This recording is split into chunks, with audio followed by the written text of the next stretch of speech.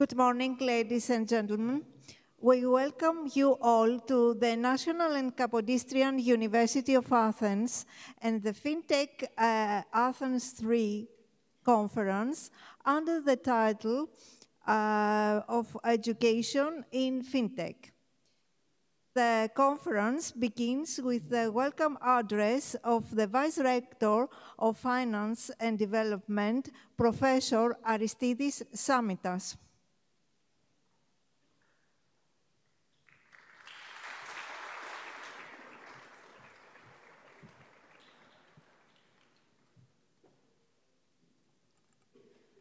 Dear colleagues, dear Rector,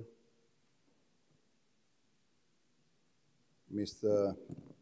Papasteriou, Minister of Digital Transformation, dear Chair of the Board of National Bank of Greece, dear Secretary General, Mr. Mavrotas, ladies and gentlemen, distinguished colleagues all over the world, dear participants, our dearest students, welcome to Rector's House, University of Athens. As Vice Rector of Finance at the oldest university, National and Kapodistrian University of Athens, it is my great pleasure to welcome you all to the third Fintech Athens conference entitled Education in Fintech.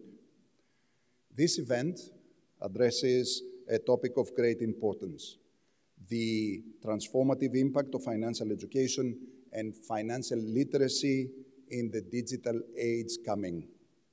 The integration of technology into financial systems has revolutionized how we understand, assess, and interact with financial services. At the University of Athens, we recognize that this transformation is not limited to professionals in the financial sector. It touches every individual, business, and institution. Our university has embraced this reality by launching the master's program in Fintech, as you can see in the banners in this lovely hall, an innovative initiative aimed at the equipping of students with cutting-edge skills at the interaction of finance and technology. This program goes beyond traditional academic training, preparing graduates to tackle real-world challenges coming in the new era, in the new economy, global economy evolving to digital economy. However, we must also welcome and address a broader and equality critical goal, which is how to advance financial literacy through technology. I'm so glad having the Minister of Digital Transformation with us today, and we can discuss all this stuff happening worldwide. Financial literacy empowers individuals to make informed decisions, manage risks, and seize opportunities. It is a cornerstone of economic inclusion and stability. Technology, particularly fintech, that's why we are gathered here, we can serve as a powerful enabler in this domain, and especially University of Athens. Digital platforms, mobile applications, and AI-powered tools have the potential to democratize access to financial knowledge, bringing essential resources to underreserved communities and marginalized populations. Fintech innovations can simplify complex concepts, as well as promoting and engaging through gamified learning, so many applications, and provide personalized guidance that bridges gaps in understanding. As we gather today, as a welcome speech, I urge all the stakeholders, all the educators, policymakers, and industry leaders to view technology not only as a driver of efficiency and profit, but as means of fostering inclusivity and empowerment. Financial literacy, fintech, should not remain a privilege for the few. It must become a universal skill for all, particularly in the rapidly changing financial landscape. University of Athens, as the local organizer of this conference, and myself, I'm so proud to see such a dynamic and diverse gathering of minds coming together from all over the world, from Europe, from Southeast Asia, from Africa, from United States, discussing these critical issues. Again, welcome to University of Athens. I look forward to the insightful ideas and collaborations that will emerge from today's discussions and these lovely panels you can see in the program. Let us seize this opportunity to shape the future, where technology not only advances financial systems, but also ensures that financial knowledge becomes accessible to all, especially our students. I wish you all a productive and inspiring conference. Thank you for being here today, and welcome all to Finance Fintech Athens 3. Thank you.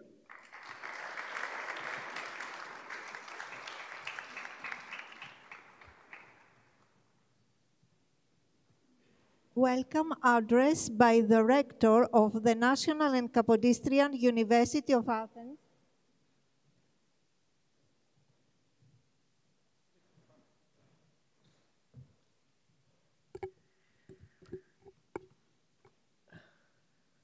Dear Minister of Digital Transformation, Mr. Papasteriou, dear President of the Board of Trustees of the National Bank of Greece, Mr. Hardouvelis, dear Vice Rectors, Professor Samitas, Professor Papaioannou, dear members of the Council, Professor Genourios, ladies and gentlemen. On behalf of the Rectory Authorities of the National and Kapodistrian University of Athens, I am honored to stand before you today to extend a warm invitation to an event that promises to be a landmark in the fintech landscape of Europe. The National and Kapodistrian University of Athens and the Greek Fintech Hub is proud to present the Fintech Athens Conference, scheduled to take place here in our university and also at the iconic premises of the National Bank of Greece, located in the heart of our historic city, Athens. The digital revolution has transformed the way we conduct business, make transactions, and interact with financial services. Fintech, or financial technology, is at the forefront of this transformation, reshaping the contours of the financial sector. Recognizing the importance of this evolution, the conference aims to be a melting pot of ideas, innovations, and collaborations. Our aim is to bring together a diverse group of stakeholders from across Europe and beyond, United States, East Europe, Middle East, North Africa. Our focus sectors for this conference span from banking to tourism, research, arts, and the creative industries. The holistic approach ensures that we are not just looking at fintech in isolation, but understanding its impact and potential across various sectors. We are grateful for the sponsors of it, which underscores the significance of this conference on the European Fintech calendar. The National and Kapodistrian University of Athens, the National Bank of Greece, and the Greek Fintech Hub is not just an event organizer.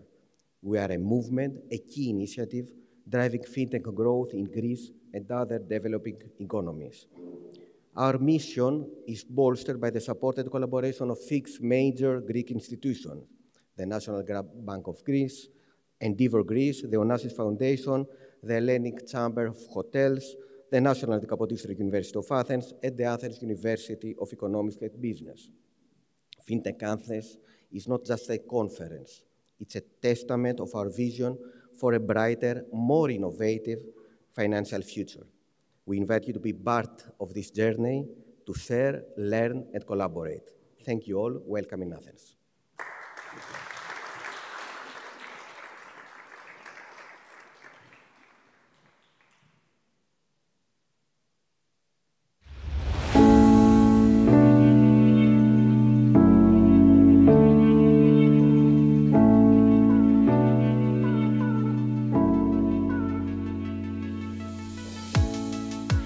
Welcome, dear guests. Welcome in Athens, Greece. Welcome at Karajas Mansion. Now it's about time to start the second Fintech conference organized by the Greek Fintech Hub initiative and hosted by National Bank of Greece. The conference aims to bring together European and international Fintech stakeholders and initiatives, facilitating dialogue, interaction, and networking.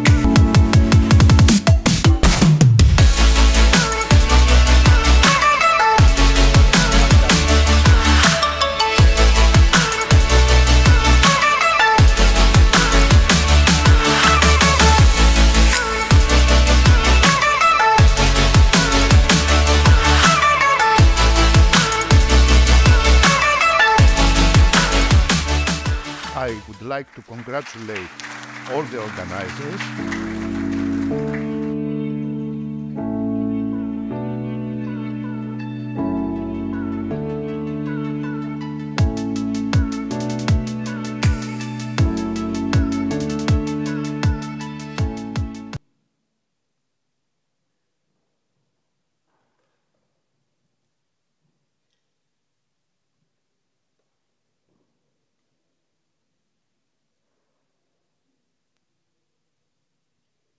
Address by the Minister of Digital Transformation, Professor Dimitris Papastergiou.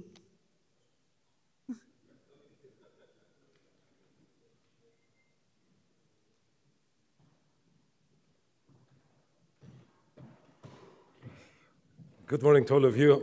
I'm not a professor, and I think I won't be ever, but thank you for the title. Honorable Rector of National and Kapodistrian University, Honorable President of the Board of National Bank of Greece, Honorable Rector and University authorities, dear guests, ladies and gentlemen, sorry for switching to Greeks. It's more convenient for me. Κυρίες και κύριοι, καλημέρα. Χαίρομαι πάρα πολύ που είμαι σήμερα εδώ κοντά σας και συζητάμε για κάτι το οποίο θα έχει τεράστιο ενδιαφέρον, έχει ήδη τεράστιο ενδιαφέρον και πραγματικά, όπως είπε και ο Πρίτανης, με συνεργασίες μπορούμε να κάνουμε σπουδαία πράγματα. Δεν θέλω να ανοίξω όλη την βεντάλια των δραστηριοτήτων του Υπουργείου Ψηφιακής Διακυβέρνησης, αλλά θα μείνω σε αυτά τα οποία πραγματικά το επόμενο διάστημα θα πρέπει να περπατήσουμε μαζί, θα πρέπει να τρέξουμε μαζί. Τα οικονομικά μεγέθη, οι οικονομικές πρωτοβουλίες περνάνε ξεκάθαρα φέτος μέσα από τις διαδικασίες και τις τεχνικές της τεχνητής νοημοσύνης. Και η χώρα μας στον τομέα αυτό νομίζω πως πηγαίνει εξαιρετικά. Πηγαίνει με σχέδιο, με υποδομές, αλλά και με το ταλέντο το οποίο προκύπτει μέσα και από το Πανεπιστήμιο. Πού βρισκόμαστε σήμερα? Βρισκόμαστε σε μια φάση όπου στη Βουλή, ακριβώς μετά από εδώ, τελειώνουμε το νομοσχέδιο για την κυβερνοασφάλεια, κομβικό κομμάτι της λειτουργίας και επεξεργασίας των δεδομένων η κυβερνοασφάλεια και αμέσως μετά την ψήφιση του προϋπολογισμού βάζουμε στη Βουλή κάτι το οποίο αφορά το οικοσύστημα του Fintech. Είναι η διακυβέρνηση των δεδομένων. Για να μπορέσουμε να πάρουμε αποφάσεις, να χαράξουμε πολιτικές και να δημιουργήσουμε προϊόντα, πρέπει να ξέρουμε σήμερα που βρισκόμαστε, να έχουμε τα δεδομένα και αύριο το πρωί να κινηθούμε προς τον δρόμο που θα σχεδιάσουμε από κοινού. Το Data Governance Act είναι ένας ευρωπαϊκός κανονισμός, ο οποίος ενσωματώνεται το επόμενο διάστημα στην ελληνική νομοθεσία. Άρα θα μπορούμε πλέον με κοινές πολιτικές και κοινούς τρόπους να αντιλήσουμε τα δεδομένα τα οποία θέλουμε. Τι άλλο θέλουμε? Θέλουμε υπολογιστική ισχύ. Θέλουμε τα πανεπιστήμια μας, οι φοιτητές και οι καθηγητές, να μπορούν αυτά τα οποία σχεδιάζουν να τα βλέπουν να υλοποιούνται. Ο εθνικός μας υπερυπολογιστής, ο Δέδαλος, είναι πλέον σε φάση ορίμανσης και δημιουργίας. Οι διαγωνισμοί τρέχουν κανονικά. Άρα, αγαπητέ Πρίτανη, αγαπητό οικοσύστημα της καινοτομίας και του Fintech στο Πανεπιστήμιο, οι υποδομές υπάρχουν και δεν θα περιμένουμε να ολοκληρωθεί τον Δεκέμβριο του 2025, αλλά ήδη μέσω της ΕΔΙΤΕ, ενός φορέα που ακουμπάει πάρα πολύ στα πανεπιστήμια, μπορούμε να δώσουμε για την πανεπιστημιακή κοινότητα όλες αυτές τις υπηρεσίες στον χώρο και την υπολογιστική ισχύ που χρειάζεται για να κάνουμε από τώρα, να τρέξουμε από τώρα δοκιμές, με συμφωνίες που ήδη έχουμε υπογράψει και μπορούν αύριο το πρωί να χρησιμοποιηθούν. Το AI Factories, η Ευρωπαϊκή Πρωτοβουλία για τα εργοστάσια τεχνητής νοημοσύνης, τα τοπικά οικοσυστήματα τεχνητής νοημοσύνης, με 3 πυλώνες, στους οποίους σίγουρα υπάρχει και χωράει πολλή κουβέντα, γιατί τελικά όλα μεταφράζονται σε χρήματα για το Fintech. Έχουμε υγεία, έχουμε γλωσσικά μοντέλα, έχουμε και την βιωσιμότητα και το περιβάλλον. Λοιπόν, όλα αυτά έρχονται και κουμπώνουν πάρα πολύ ωραία με τις δικές σας πρωτοβουλίες, τις πρωτοβουλίες της κυβέρνησης, την καθοδήγηση της Ειδικής Επιτροπής AI που ο Πρωθυπουργός δημιούργησε και τη Δευτέρα μας παρουσιάζει το τελικό της σχέδιο για τα επόμενα βήματα γύρω από την τεχνητή νοημοσύνη. Πάμε να δουλέψουμε μαζί, να ενώσουμε δυνάμεις και είμαι σίγουρος πως πραγματικά με τις συνέργειες αυτές και με τη γνώση η οποία παράγεται, το ταλέντο το οποίο υπάρχει και εξελίσσεται μέσα από τα πανεπιστήμια μας, θα κάνουμε εξαιρετική δουλειά. Σας ευχαριστώ πάρα πολύ για την πρόσκληση.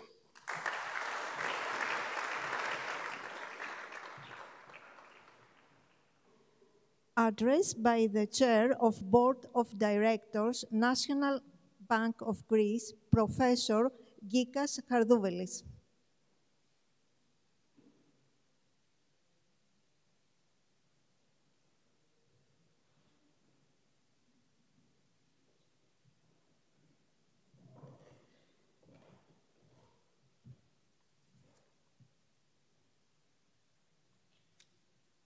Honorable Minister,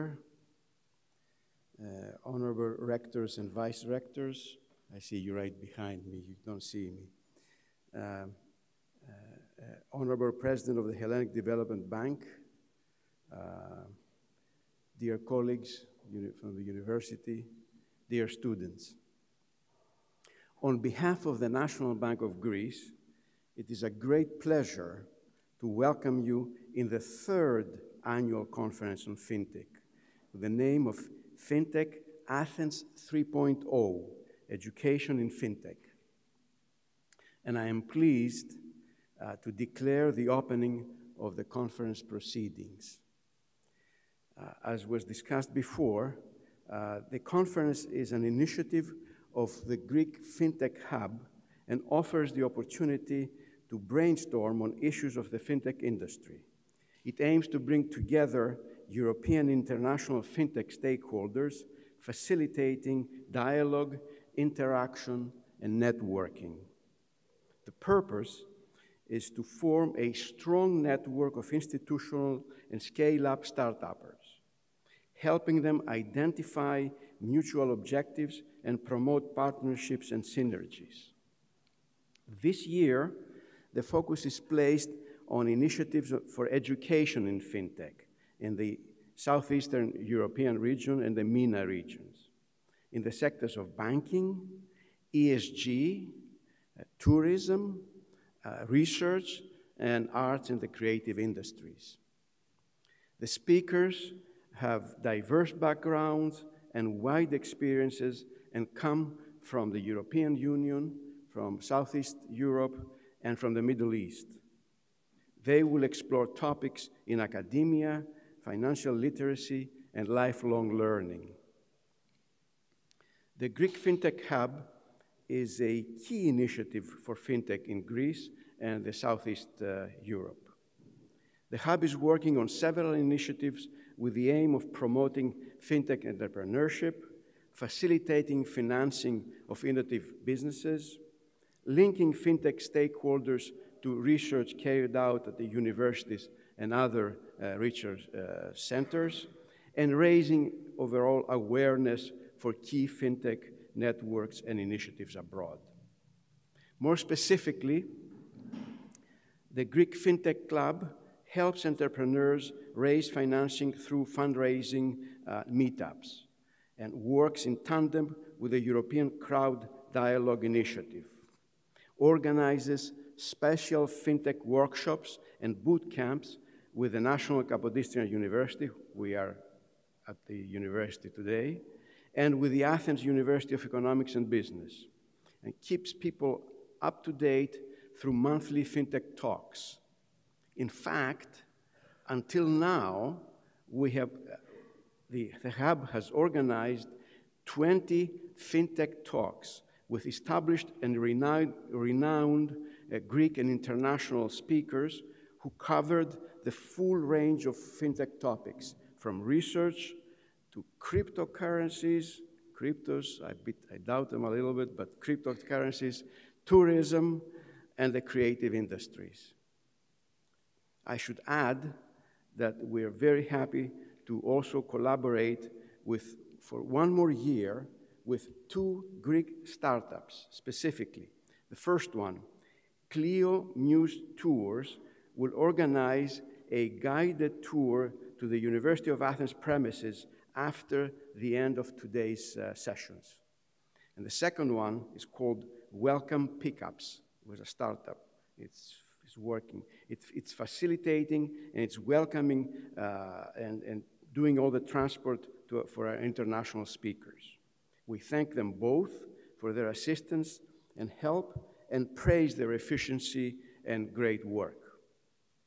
Finally, I would like to also thank all the stakeholders that worked in making the current initiative become a prominent part of the Greek FinTech universe. Specifically, Endeavor Greece, with which we've worked closely since its inception. The university we are today, the National Kapodistrian University of Athens, and today's host, which also hosts the all-year-long FinTech talks. The Athens University of Economics and Business, which hosted the FinTech boot camps. The Onassis Foundation for the visual design of our brand and for hosting the creative industries-related events. The Hellenic Chamber of Hotels, it was mentioned before by the minister, for their hospitality to our speakers and for coordinating the related tourism events. And finally, we should not forget them, the European Commission and the Crowd Dialogue Initiative, with which we've also worked side by side. I welcome you all, and I welcome this important gathering of forces in an area of innovation that is at the forefront of our interest as a banking institution, and I dare say is a top priority for the Greek economy. The minister mentioned it. Minister, we really look up to you and we look to push forward, and you have done a lot of great work. I wish you enjoy the conference, and once again, thank you.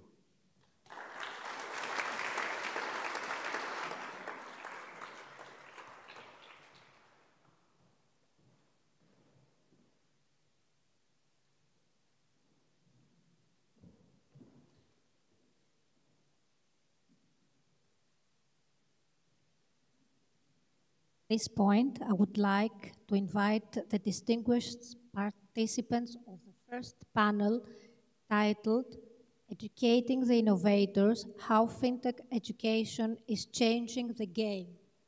Moderator of this panel will be Professor Panos Xidonas, ESCA School of Management.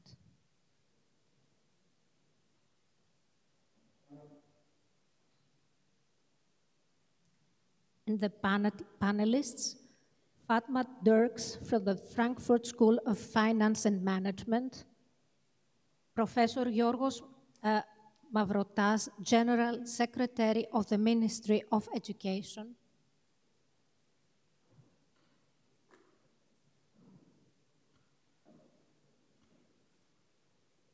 Professor Dimitrios Thomakos, Chair of the Department of Business Administration of the National and Kapodistrian University of Athens, and Alexandros Varveris, Governor of EFKA. The floor is yours.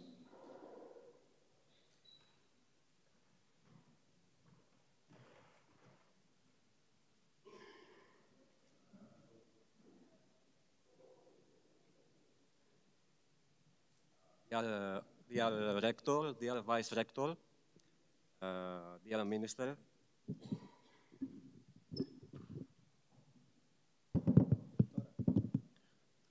good morning everyone and welcome to this exciting panel. Today we stand at the intersection of two profound revolutions, finance and technology. But what's overlooked on this transformation is the critical role of education.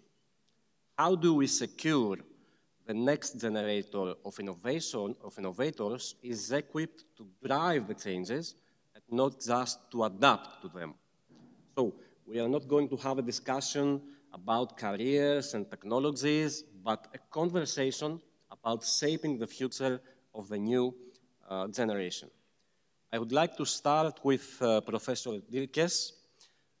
Dear Fatma, as a leader in executive education, how do you ensure your programs stay ahead of the curve in an industry like fintech, where often innovation outpaces traditional academia? How do you address this challenge?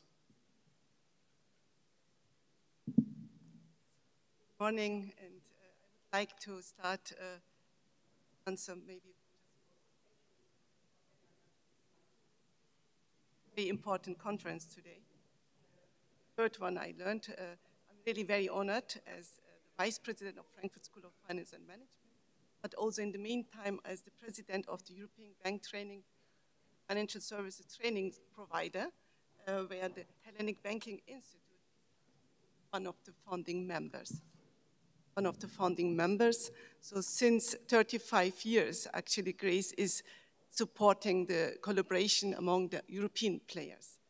The question is very much dedicated on one side to my activities at the school, being the head of executive education at Frankfurt School, but also on the other side on EBTN, being actually the European voice of education, financial service education providers.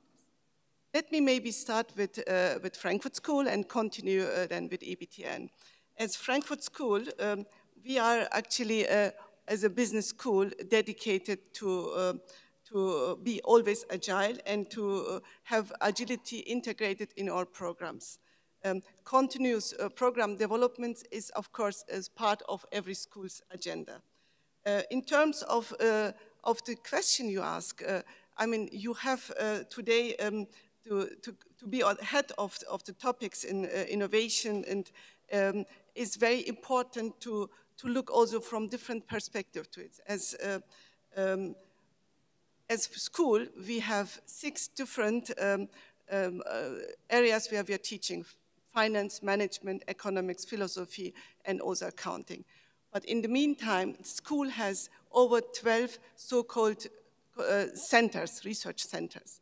Each of the centers are also looking from different perspectives. The Frankfurt School, for example, is hosting more than 1 decade the school's blockchain center, FCB, Frankfurt School Blockchain Center. We have also centers in central banking, being the school. The voice? No? Sorry, need to come up. Okay, sorry for that. The school, I mean, we, as the only city worldwide, we have 2 central banks in Frankfurt. So the topic of central banking is relevant. The sustainability topic is relevant. Corporate governance, etc. All these topics are relevant. So we host as Frankfurt School in all these topics, also the centers, and the sectors are looking to these topics from an education and teaching perspective, but also organizing, like this event here, also events and networking.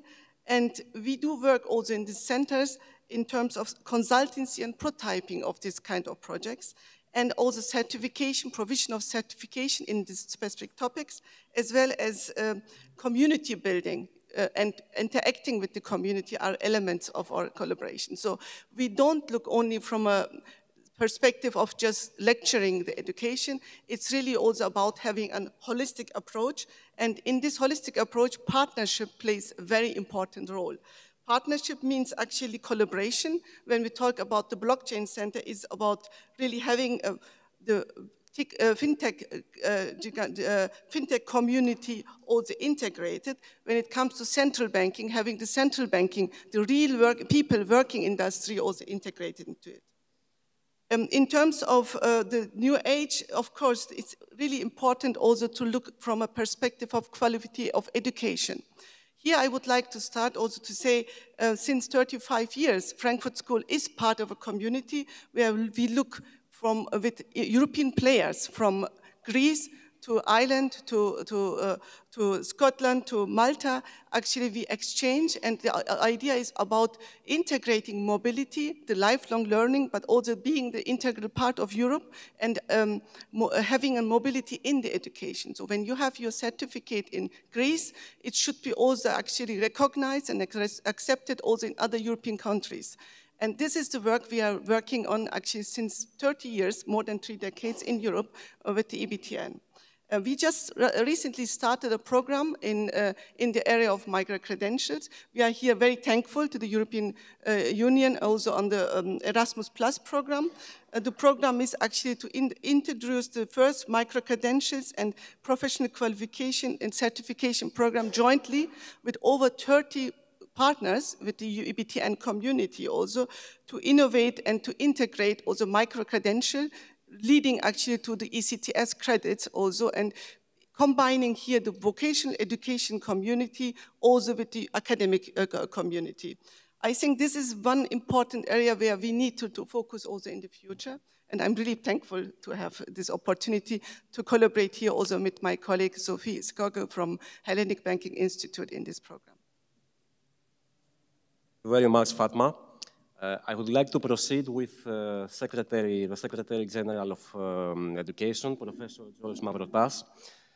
George, as technology transforms industries like finance, what lessons can fintech education take from the ecosystem of sports in fostering 1, discipline, 2, innovation, and 3, something that you know very well, a winning mindset? Yes. First of all, thank you very much for the invitation in this historic premises of the National and Capodistrian University of Athens. Thank you very much, Aris. And I am George Mavrotas, Secretary General of Sport in the Ministry of Education, Religious Affairs and Sport. That's why the question may seem a little bit peculiar. So I will speak with a double hat. One hat, this from the sports side of an Olympian and the Secretary General of Sport, and the other hat from a university professor. Sport is not only about medals, titles, and championships. Sport is a way of life and also a social tool. I say many times that the development of sport in our societies is a matter of public interest mainly for 4 reasons. Promote the health of the society. It also teaches values especially to the new generations. It contributes to economic development, and also it, let's say, improves the country's image. In addition, sport is also a huge school. You can hardly find any other field that you can better learn how to fall and stand again, how to set goals and achieve them, how to cooperate for a goal, and how to respect rules and opponents, how to discipline, how to control your anxiety, how to lead, and how to follow. These lessons, these skills, are not just for your sport career, they're for life. So you get this kind of heritage for life. And I think that this heritage is the reason why major companies around the world are asking for well-known sport persons to deliver inspiring speeches or make seminars to their executives. As I often say, success is a team sport. We learn it in sport, we can teach it through sport to every environment, including fintech education. So these lessons of excellence, these lessons of resilience, of teamwork are useful also in every field, in the universities, in fintech education, and I think that the motto of the Olympic movement, which is faster, higher, stronger, together, is the motto that we can exploit in every way of life. That's from my side, Panos. Thank you very much, George. I proceed with the chair of Department of Business Administration of the University of Athens, Professor Thomakos. I would like to ask you, how is AI changing the broader educational landscape, both for students and colleagues, and what are the new learning requirements for a successful, global, and well-rounded education? Thank you, Panos. It's a pleasure to be here. Good morning to everyone, especially to our students. A major effort like this is driven by our desire to give more to the next generation that is shaping our future. And for us, this is very important as being part of the educational community. Before I start my little discussion, let me point out to everybody that both Fatma and George have essentially laid out the foundations of general or classical education. Because you heard about the Frankfurt Business School that has a component of philosophy, and George is talking about sports, has talked about sports. And that immediately brings back to everybody's mind this idea of classical education, which is general education. And without this foundation, it is impossible to move forward. And it's very interesting to point out that the leaders in the field of artificial intelligence in the early 50s, they were all scientists that had broad and general education. For example, the Nobel laureate Herbert Simon has made contributions to an enormous amount of subjects in mathematics, statistics, the use of the then AI in playing games, in business administration, in public administration. And I would like to stress this to the audience, and especially to our students, that without the foundation of general education, it's impossible to move forward to the particulars of the new technologies. And having said that, and truly I want to emphasize it, let me move on to the use of artificial intelligence in the educational procedure. Now, when you think about AI, mostly you think about the large language models like ChatGPT and its derivatives. These are digital assistants that can make your and my life better. The use of these digital assistants enhances experiential learning and knowledge discovery. And these are two crucial keywords that we need to understand. So they come on top of something else. And this is where we need to be focusing, the interaction between the top, which is the use of digital assistants and AI, and the foundations. Think about the answers that one gets from a large language model like ChatGPT. These answers need to be critically interpreted. And to be critically interpreted, you need to have foundational knowledge, and this knowledge does not come from AI. It comes from traditional methods like books and live classroom instruction. So don't throw out your books. Okay, not yet. But the live classroom instruction, the idea of live classroom instruction is going to change.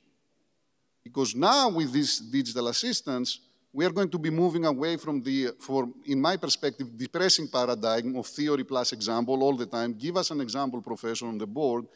And most of these examples are driven by simplicity and the need to take an exam at the end. No, this is a very depressing example in today's environment. We need to move away from this minimalistic interpretation of classroom instruction and move somewhere else. And that else is that we need to move to deeper foundations, to instruction on principles and ideas that enhance the critical thinking of our students and the ability to understand why rather than how. The how becomes very easy, and I will explain why.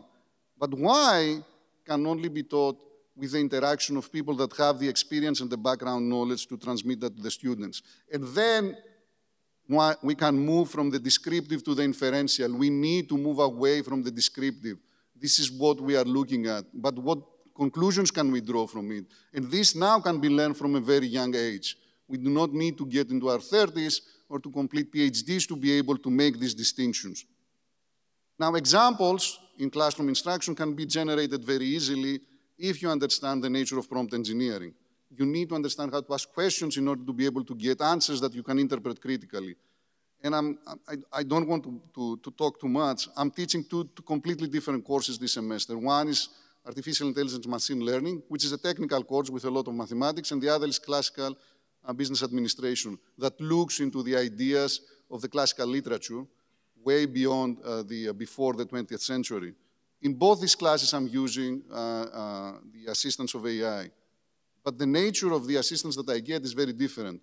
And this is what I'm trying to pass on to the students and hopefully to the audience. Very, very different ideas as to how you can generate examples like code. Python, for example, code can be generated and tested very easily in the class of artificial intelligence, but it's not the same to ask about questions that require critical thinking and then ChatGPT gives you answers. two completely different worlds that need to be connected. And for these worlds to be connected, we need to start very early the interaction of what we call artificial intelligence in the classroom with all the traditional methods. Professor Thomakos, thank you very much for this almost philosophical analysis. We are in a philosophical building anyhow. I would like to proceed with the governor of EFCA, Dr. Varveris. Dr. Varveris, you are implementing a miracle in social security. And I would like to ask you, social security systems often operate with established processes and frameworks. So I would like to ask you, how do you see fintech innovation disrupting the way social security operates, especially in areas like benefits disbursement, fraud prevention, public engagement, and stuff like that? Honorable professors, ladies and gentlemen, dear panels, thank you very much, first of all, for the invitation. It's a pleasure being here, discussing about fintech developments and all that. First of all, for those who doesn't know what EFCA is, because it's a multilingual environment, and I guess that several people here doesn't know what EFCA is.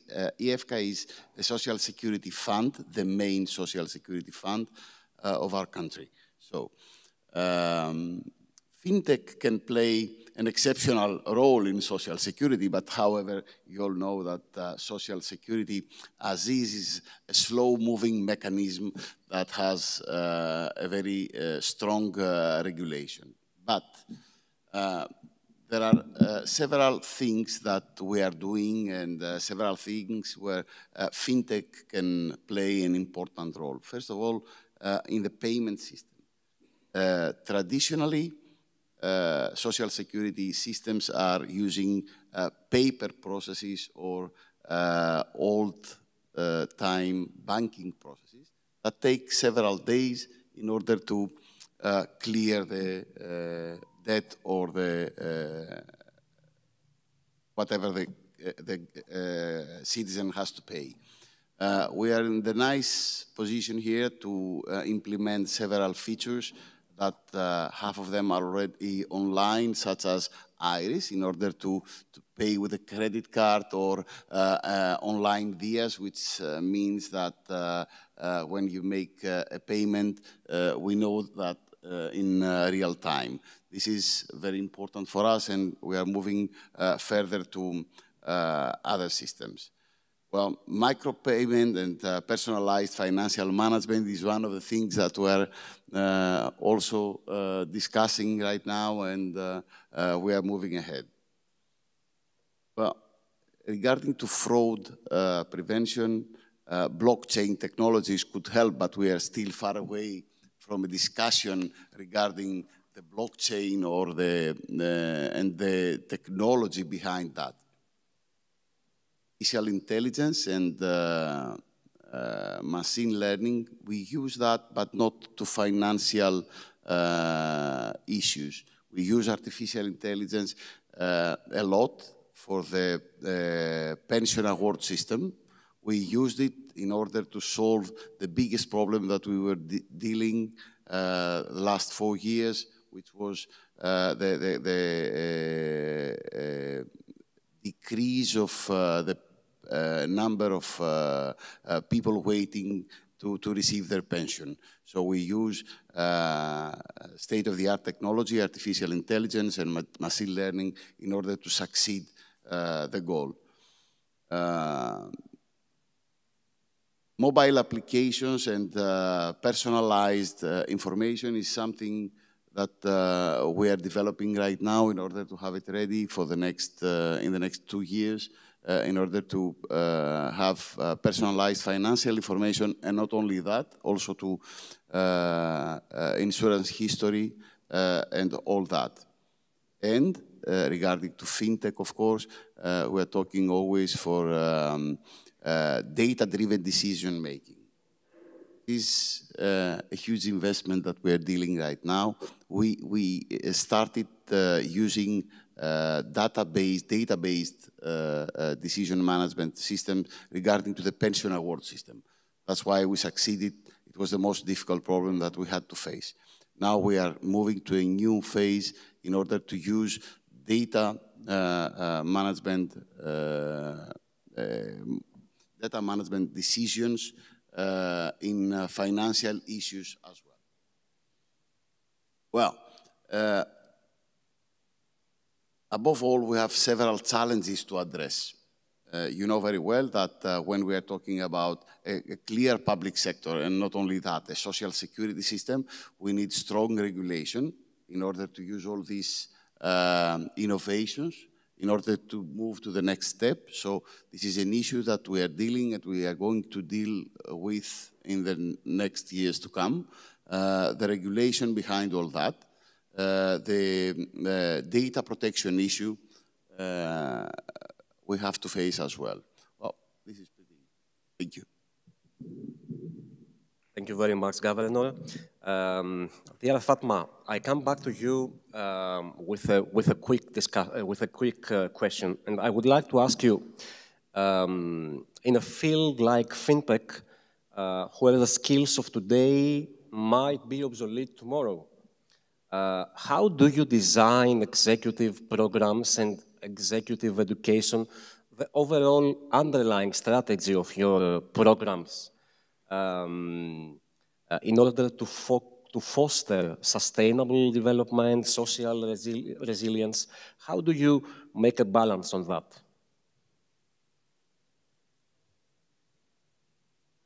A great question, and I think this is a question which is impacting every university, every business these days.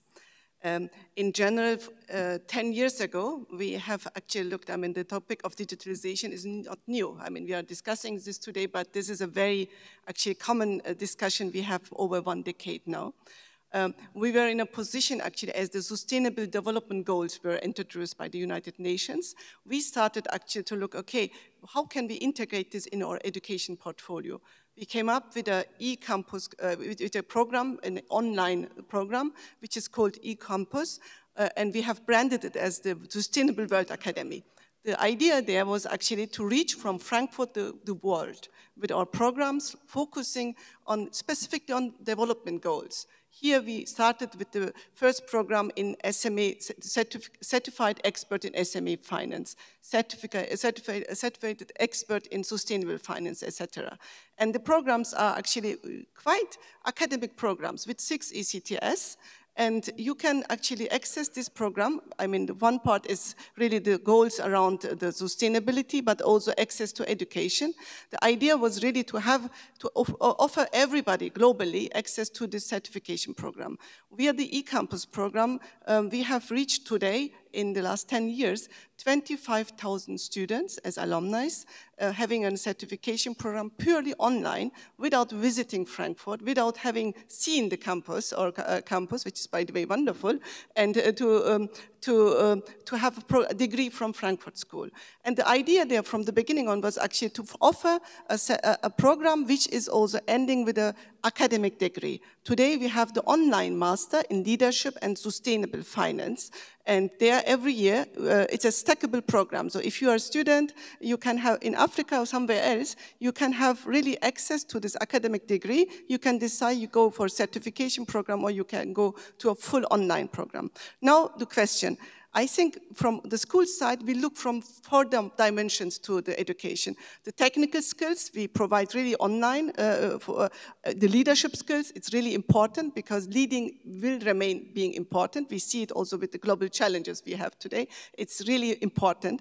And soft skills, when you look to empathy, creativity, asset innovation, we talk about the tech community, it's really about innovation. It's really important. And nowadays, we talk at the school also about the so-called T-shaped skills. What does it mean? It's really about you need to have certain knowledge in something, like let's say you are digital marketing expert.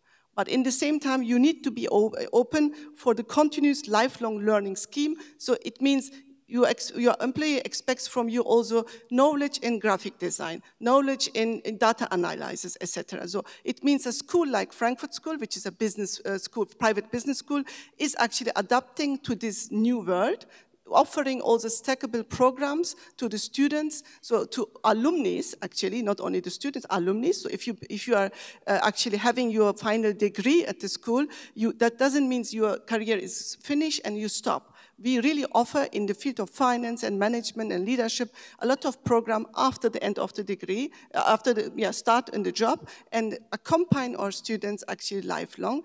And we also partner, I think this, let me just say this word only, partnership and collaboration we see really as key. That's also one of the reasons why we are members of the EU Pact for Skills. We collaborate quite a lot with the EBTN community. We collaborate also with other communities, associations. That's really a key issue in the future of education: collaboration, collaboration, collaboration. And I like very much this sportive looking. I think if we collaborate, we will also reach a gold standard as teams, and we can go really to an Olympic also with that. Thank you very much, Fatma. You have offered me a very useful bridge to proceed with the Secretary General. George, sports and fintech might seem things apart. However, innovation blossoms as a cross-disciplinary thinking. So how can we integrate fintech education into sports to better equip athletes and sports organizations for financial literacy, digital skills, entrepreneurship? Thank you, Panos, for the question. And I will split my answer to two parts: how to equip athletes and then how to equip sport organizations. Regarding the athletes, we all know, at least those that we are dealing with sport, that let's say the elite sport career has an expiration date, and you have to prepare for the afterlife for the rest 2/3 of your life. So what is very high in the international agenda is the dual career of the athletes. How can you, let's say, provide athletes that have skills, specific skills that I already mentioned, to provide them with knowledge in order to follow a job, to follow something that they can do it well in their the rest of their life. So I think one of the major challenges in this is how to exploit digital technology in order to educate athletes without obliging them to leave early their sport career. And there we have tools like online courses, for example. And of course, the other one is the awareness raising to the athletes that they can also find their future not only in sport-related jobs, but also in other jobs that they may be related also to whatever they want, whatever they have a talent. The second part of the answer has to do with the sport organizations and how to equip them. So I will give 3 examples from the General Secretariat of Sport here in Greece, in the Ministry of Education, Religious Affairs and Sports.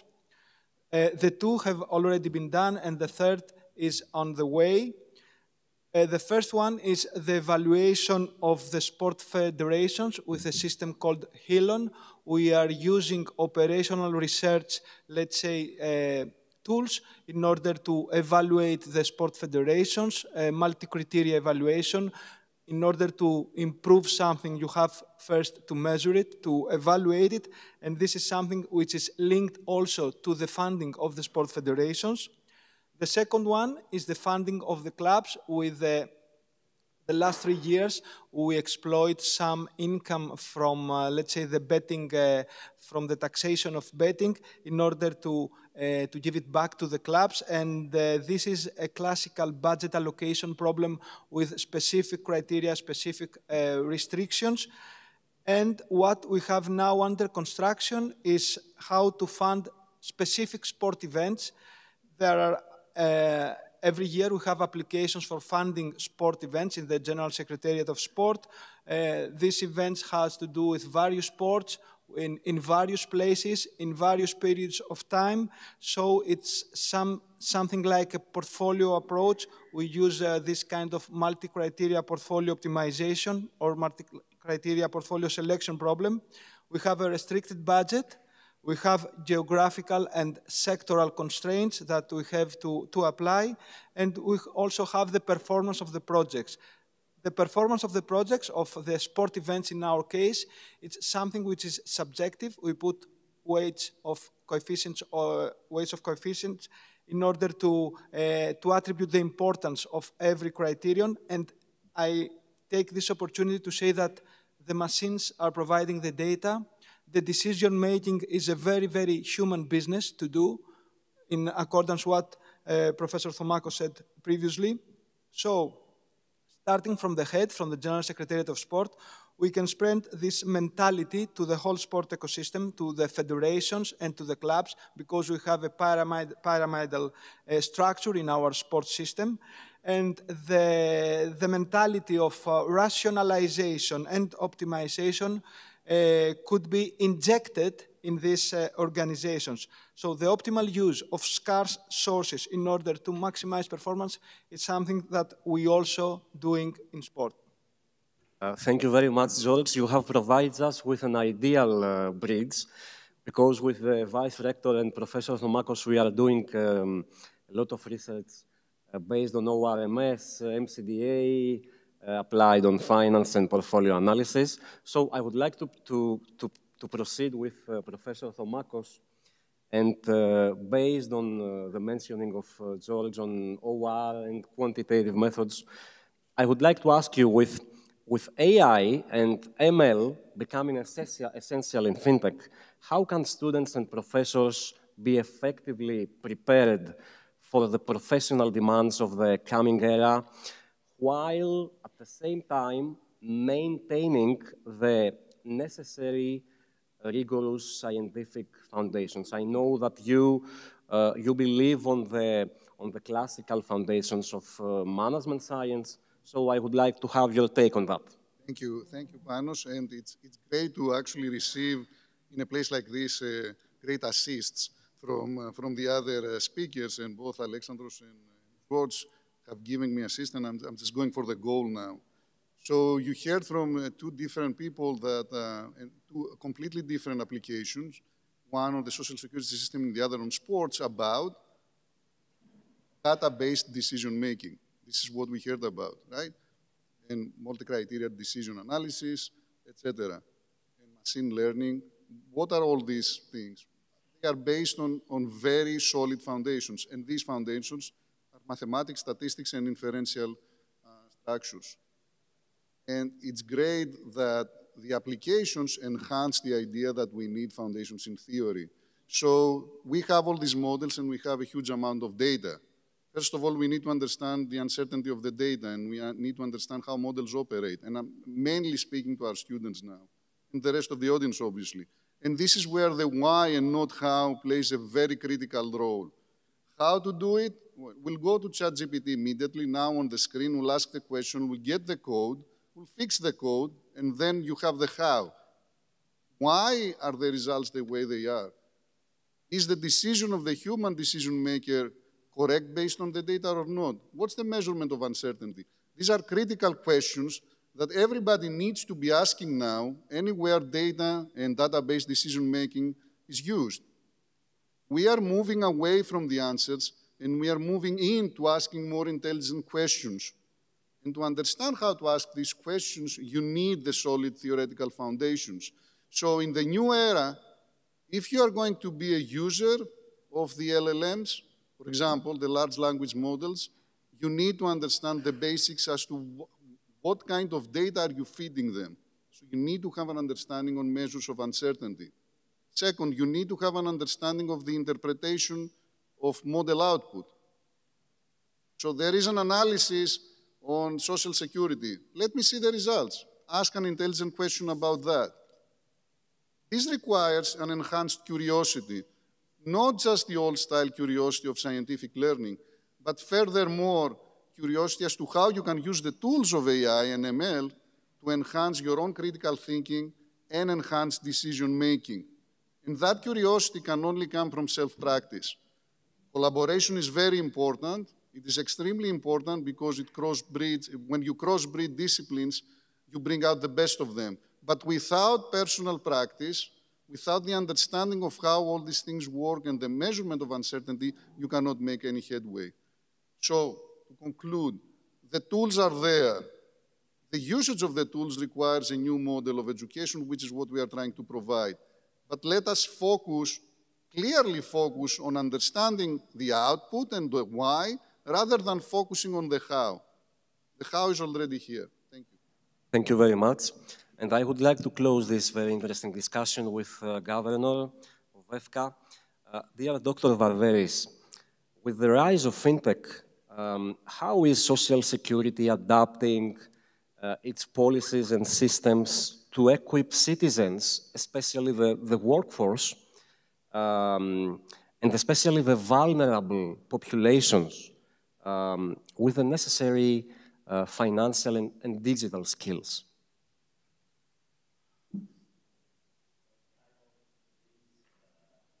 Sorry. Today's panel is educating the innovators. It should be educating and creating innovators. Tough question. Dimitri scored very easily. Now I have to answer the tough questions. Well, traditionally, social security is old, hard to use. Mostly you are talking to old people, but still you have to take them with you. So what we need to do is we need to give services, not only financial. I know that the panel is mostly financial, but we have to see the big picture here. Fintech is a part of the big picture, but no matter what is in the equation. So you have to give services to people in a way and in a manner that they are going to be able to use them. Let me share with you a piece of my experience. When you develop a new application, for those of us that we are from Greece, you know, from Alexandroupoli, a city up north, it's about 800 kilometers, something like that.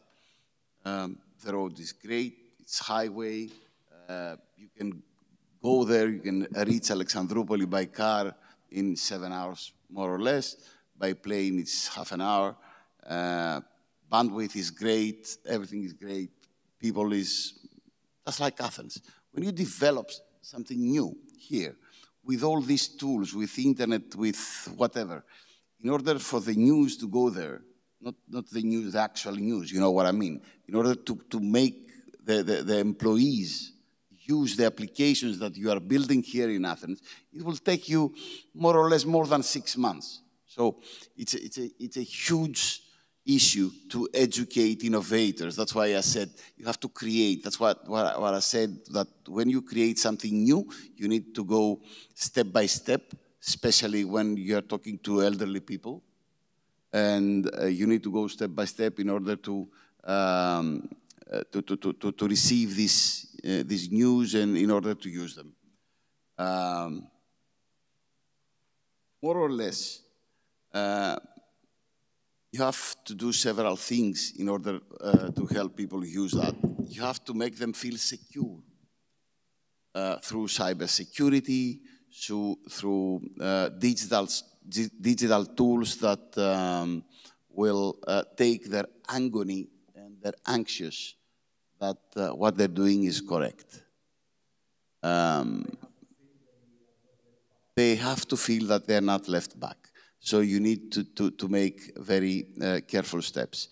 I used to say that when you have to deal with the citizens directly, you need to answer always in several words. You need to take their fear, their frustration, their anxious, and you need to inform them for each step. this is the way to success. You need to inform the citizen in each step, through that way you succeed to take the fear and make them feel that they are secure and that things are moving. So this is the most critical part. I don't know if I answered your question, Panos. Well, thank you very much. Thank you very much, Governor. So to wrap up this enlightening discussion, I think that one thing is abundantly clear. We should never forget that innovation in education, much like fintech itself, is an ongoing process. The real challenge does not lie in teaching people to navigate today's tools, but in empowering them to create tomorrow's breakthroughs. So thank you all for being part of this vital conversation.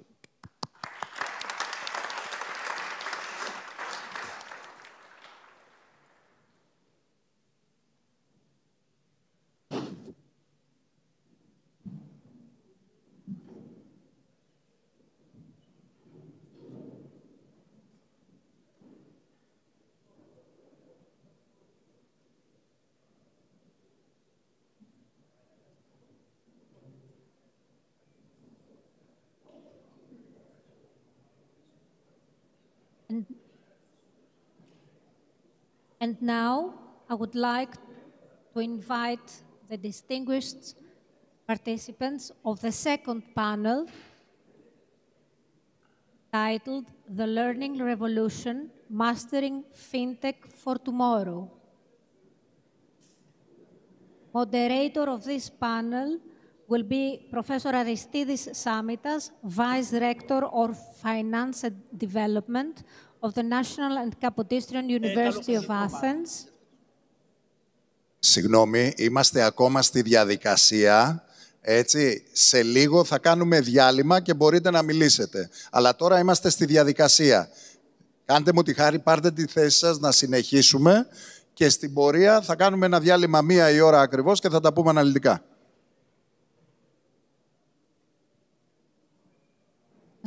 So the moderator, as I said, is Professor Aristidis Samitas, Vice Rector of Finance and Development of the National and Kapodistrian University of Athens, and Kostas Hatzidogiannakis, Partner EY, Professor Nikos Daskalakis from Pandion University, Professor Periklis Gogas from the Democritus University of Thrace, and Professor Adonis Liveratos from the National and Kapodistrian University of Athens. The floor is yours. Thank you. Thank you, Kyriaki. Thank you, everybody. First of all, thank you for being here. Thank you, dear colleagues. I can see so many people coming here. Dear Secretary General, our colleagues from European universities, from Abu Dhabi, from Singapore, United States, Australia, thank you all. I'm so glad to be here with you in Fintech Athens 3. And I'm going to change the route a bit because I don't want to sit any longer. So I'm going to be standing here, okay? And thank you even more to our students because I can see here we have so many finance students from our department, business administration and economics being here, and colleagues from all the departments. So I'm very delighted because in this panel, we're going to have a discussion on the learning revolution. Things are changing. The world is changing. The global economy is changing. Everything is changing. So we have and we need to talk a bit about this digital transformation. In this university, University of Athens, we try a lot to follow up on the changes happening and learn people. And I'm also very glad to be leading the lab of Archimedes, the Innovation and Digital Transformation Lab we have in university. We make so many fintech talks, almost every single month, once, and we try to educate people. and we try to be innovative. As Dr. Varveri said before, it's not easy to educate innovators. And you guys, the young guys, are going to be the new innovators coming, and the people that they make business. And they make this global economy even better. So I'm going to start this panel, which is the Learning Revolution, Mastering Fintech for Tomorrow. And I would like to present my colleagues being in this lovely panel, starting with Kostas Hatzidogannakis from EY. Welcome, Kostas. We having Professor Periklis Gogas coming from University of Thrak in Komotini. Welcome, Periklis. So glad to see you. Then we have Nikos Daskalakis from Pantheon University. Nikos is working a lot on crypto economy. He's the author with Panagiotis Georgitseas' one and only book on fintech in Greek, which is a bestseller. Thank you, Nikos, for being here with us. And last but not least is Andonis, my colleague from Department of Economics. Adonis is a very attractive man, you can see, and very excellent top educator, and especially in innovation. So in here, we're gathered to discuss a few things. I will start with a common question, and then I give you one by one questions, and I want you to tell me your opinion about what fintech trends. Let's start with you, Kostas. Do you see mostly transformative for the future of financial services? And what pressing research areas you think we should, as academia, focus on to support and drive these advancements? And I'm saying that because I know that the industry needs specific support. And we are here to educate people for this industry. Right. Kostas, so the floor yeah, is yours. There are many trends in the fintech area right now, but I think that two of them are the most important ones, at least the ones that we see as why. The first one is here already. It's like a wave that around us right now, and we see it in our business as we conducted with our clients, especially in the financial industry. And I'm talking about AI, of course. I'm talking about generative AI, not the more traditional part like machine learning. We see a huge wave, a huge demand for AI, and I'm talking more about what we call agentic or multi-agent AI. I would like to describe that a little bit of what it is. So usually what you have is an AI-powered tool that has a skill and does something, like read the text and give you a summary. It can read the whole of internet and give you great answers. This is, an agent with a skill. But right now, what we see is that maybe you can have other AI agents, other tools that call other AI tools. So the end user interface actually has something like, let's call it a tree of AI agents. And they can do much more than, impose a skill or on a problem, on a question. And that will definitely be applied in fintech. So if you gather the current trends, like open banking, let's say, we had that was also powered by regulation, because we had PSD2. We are waiting for FIDA, another regulation, to come about. That means that data will be shared in a network in the European Union faster than ever. You can actually have companies share your data and provide services to you through that sharing of data. And AI will boost that significantly. Imagine, I'll just paint a picture here, a scenario, if you like, to understand what that means. That means that each one of us, as a retail client of banks, may have, an AI assistant for his finances.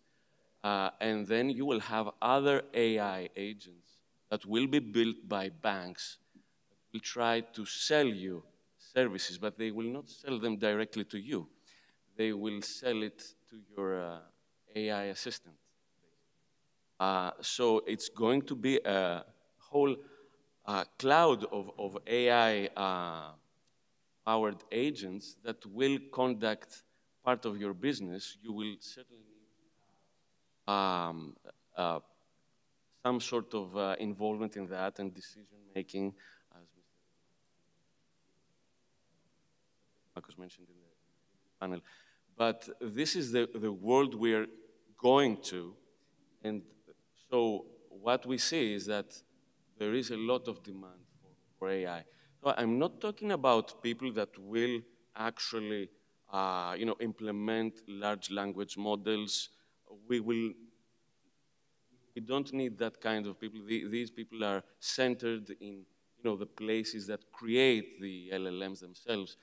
But there will be people that will have ideas for how to commercialize all this capability and be able to implement it in the bank, as well as the insurance. So it's AI-powered wealth management, open banking, all that. This is the future for sure. That's one trend. And one quick note on the second trend. I want just to mention, it's not my field of expertise, but it's the central bank's digital currency. I'm talking about the EU. We know that this is under preparation by the European Union. Depending on the decisions that will be made next year around November, so about a year from now, we will probably enter a development period, and we will have an e-euro probably around 2027 to 2029, if all agreements take place on time. So that will mean that there will be a great disruption of how money is actually created into the economy. There is going to be a great disruption of how banks do their business. And so we see that there is going to be a lot of projects from the bank side, but also from Fintech's side of adapting this e-currency and creating an ecosystem where, European citizens and maybe globally, because there are other economies that focus on e-currency as well, like the US and China right now. And we will definitely see developments there across the sectors. That's my take. I didn't say anything about that academia should focus. That was the question. Yeah, that was the You missed the question. I missed the question. You see these guys coming from the market, they never remember what we said. The whole question, it was the first part. So the second But you have... 1 minute? No, 30 seconds. 30 seconds. Ethical and responsibility part. So multidisciplinary, together with legal departments, psychology departments. These are going to be huge I think, in the academia. And of course, the economic impact about micro and macroeconomic models of how all this. Thank you, Kostas. Thank you so much. I'm 100% with you about the multi-dimension of studies, and especially legal and technology on all these finance studies. And I pass on to Pericles. Again, tell me a few things about the new fintech trends and what you think we had to engage in our transformative studies and the future of financial services.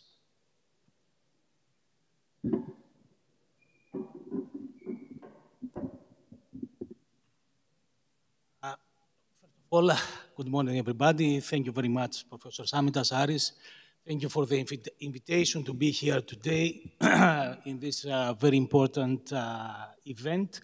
And I think one of the things that we should do as academia is things like this, events like this. So all the people, not only the academia, participates in these new developments, in this fintech revolution that is happening. And it is actually very interesting. First of all, it is very interesting that I see a lot of distinguished colleagues and friends here, but also for me, the most important part of this event is that I see a lot of young people that participate here, probably students. I didn't see any of my students, but probably they are in Komotini studying or participating in classes or sleeping. So, but on a serious note, it is important for me, one of the major things that we can do as academia is try to be inclusive with all these new technologies, with fintech, with machine learning and artificial intelligence. What I think are the most important trends for me, for any person is, for any different person, it's different. The answer is different because for the things that I think that are important these are the things that my research interests lie in. So I would say that for me, bankruptcy detection is an important issue, fraud detection, portfolio optimization. These are all areas that me and my team are working together on this. And let's not forget, because when we usually talk about AI and machine learning, we only talk about topics about finance, but also machine learning and all these AI transformation can play an important role in macroeconomics, in detecting the phase of the business cycle that we are going to be in the next few quarters, which is extremely interesting, at least for me as a macroeconomist. But I want also to stress something that is important for us in order to be able to more easily pass all these new trends to a wider audience, is the issue of explainable AI. Because for many reasons, the regulatory agencies, the regulators, some of them are old school. They do not really trust the general AI and machine learning algorithms that we use and we create our models, and they want explanations. They want to know why you tell me I should hire this person and not somebody else. And the easy answer for us that we work with machine learning and AI is because the model said so. I don't know. And it is not a very convincing answer. So I think we should do a lot of work on this part of explainable AI. If I have a minute, do I have a minute? Okay. So for me, the issue of inclusivity is the most important one, because fintech and the revolution it creates is not something that is particular or only of interest to economics and finance students. It is important for the whole community, for the whole country, all the people to participate in it. All the changes that we discuss here today have to do with students that participate in undergraduate and graduate programs. But we must not forget all the other people that have long ago graduated from university. They are now employed or even unemployed. And especially the people that didn't go to the university, they have a high school diploma. And for all those people that are at this moment away from academia, from our universities, Greek universities can play a very significant role through the lifelong learning programs. We must be inclusive with those programs. Actually, in my department, I designed and managed 3 such programs. two that have to do with financial literacy, economics for non-economists, and the second one called modern business tools, and another one that is making AI and all these fintech revolution more relevant to everybody. It's called applied machine learning and AI for everyone. And they are actually for everyone. Even with a high school diploma, you can understand the basic ideas and even run a few models. And the people show with their participation and their enthusiasm that these programs are necessary. So it is an important thing that Greek universities can do, not only for their students, but also for the rest of the Greek public. Thank you, Periklis. I know that you do a lot. You're doing good research in University of Track. And I move on to Nikos Daskalakis, coming from Pantheon University. And the same question to you, Nikos. And I know that you work a lot in your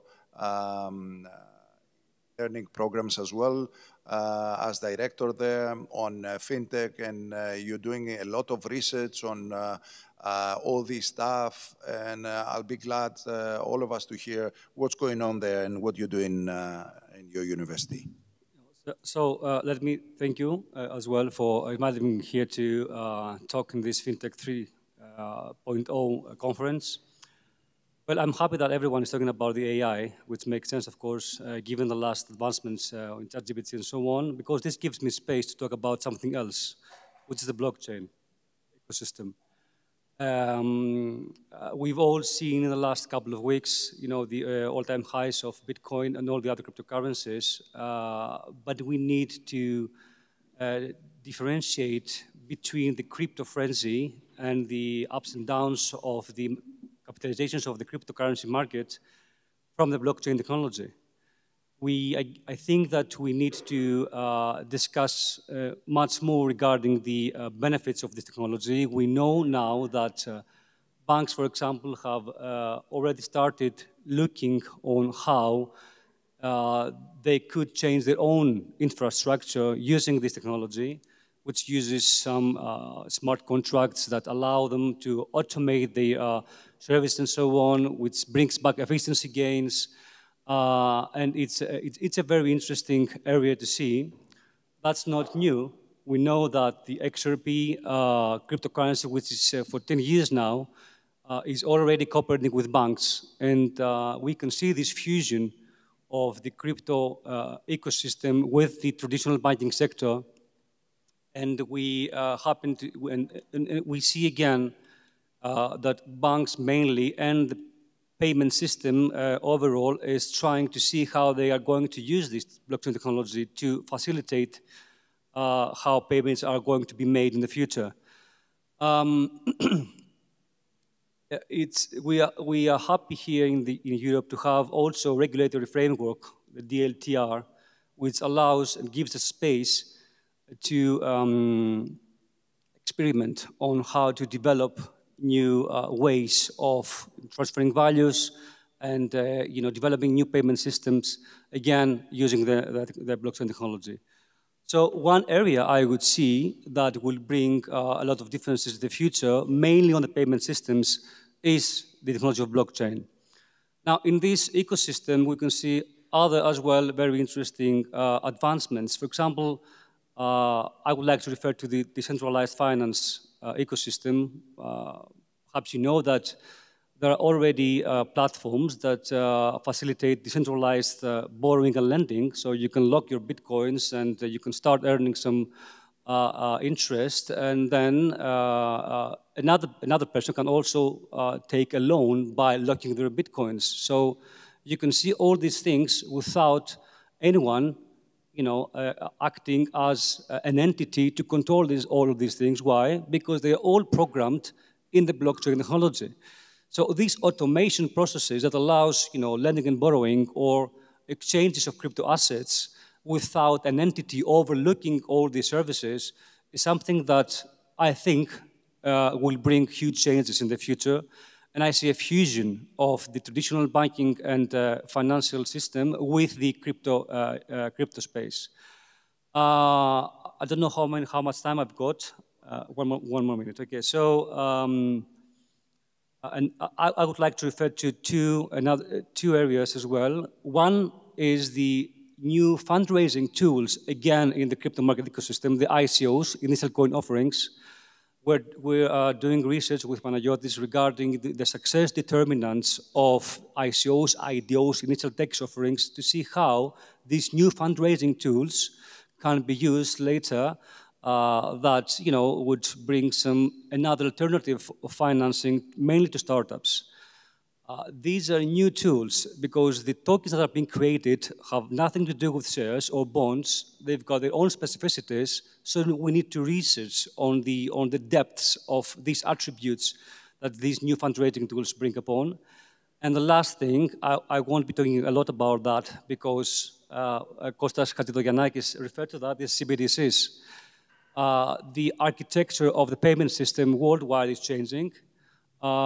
Most of the central banks worldwide are actually working on how they're going to develop their own CBDCs, which were inspired by stable coins in the crypto market ecosystem.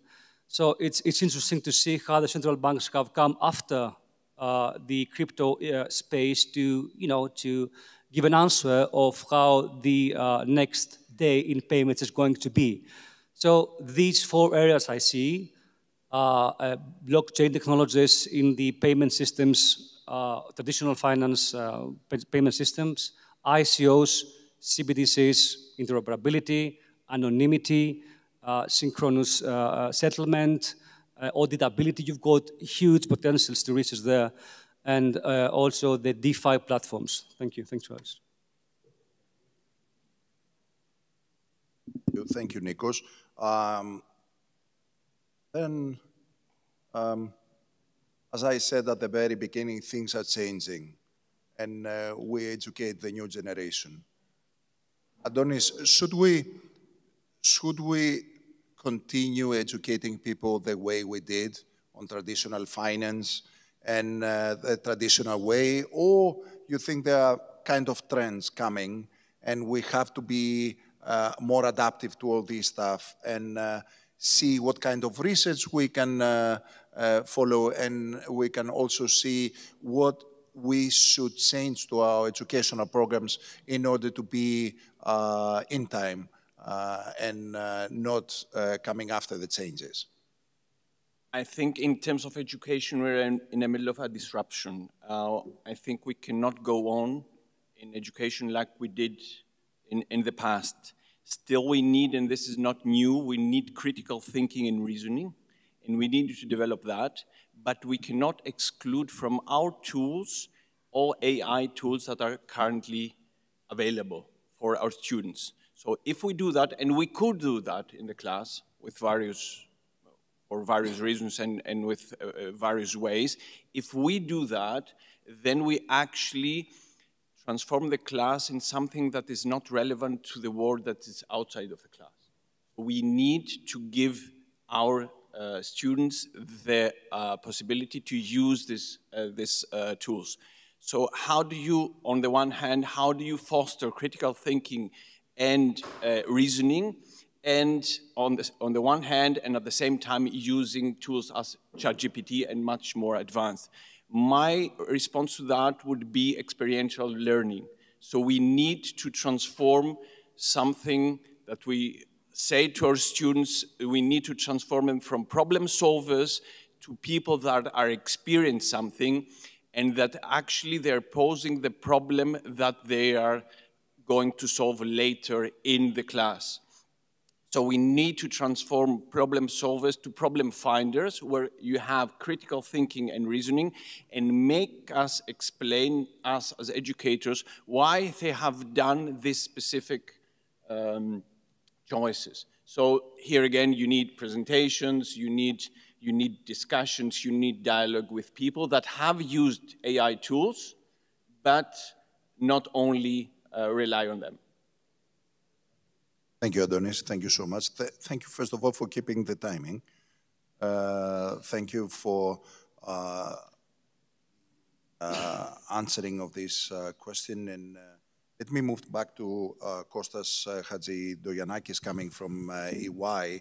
And Kostas, since you are coming from the industry, you know exactly what is the EY leverage, fintech advancements. What do you think going to be the skills that you prioritize in hiring talents? And what kind of fintech initiatives we can see from EY coming? Thank you for the question. For that one, I'll take my consultant cap off and wear my employer cap on. First of all, EY, we are one of the big four. So we have services like audit services, strategy services, tax, and we also have consulting, which locally is huge. We are about 2,500 people in Greece, most of us in Athens, but we also have offices in Thessaloniki and Patra. So around fintech, you can imagine that having such a large set of employers, a huge team, we have all disciplines involved. We also have legal, we have finance, and we have a lot of technology-oriented people.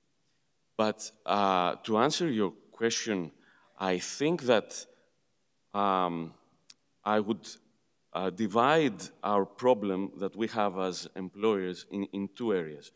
From one side, we often need to attract really senior skills. So people that are very senior, they have done projects before.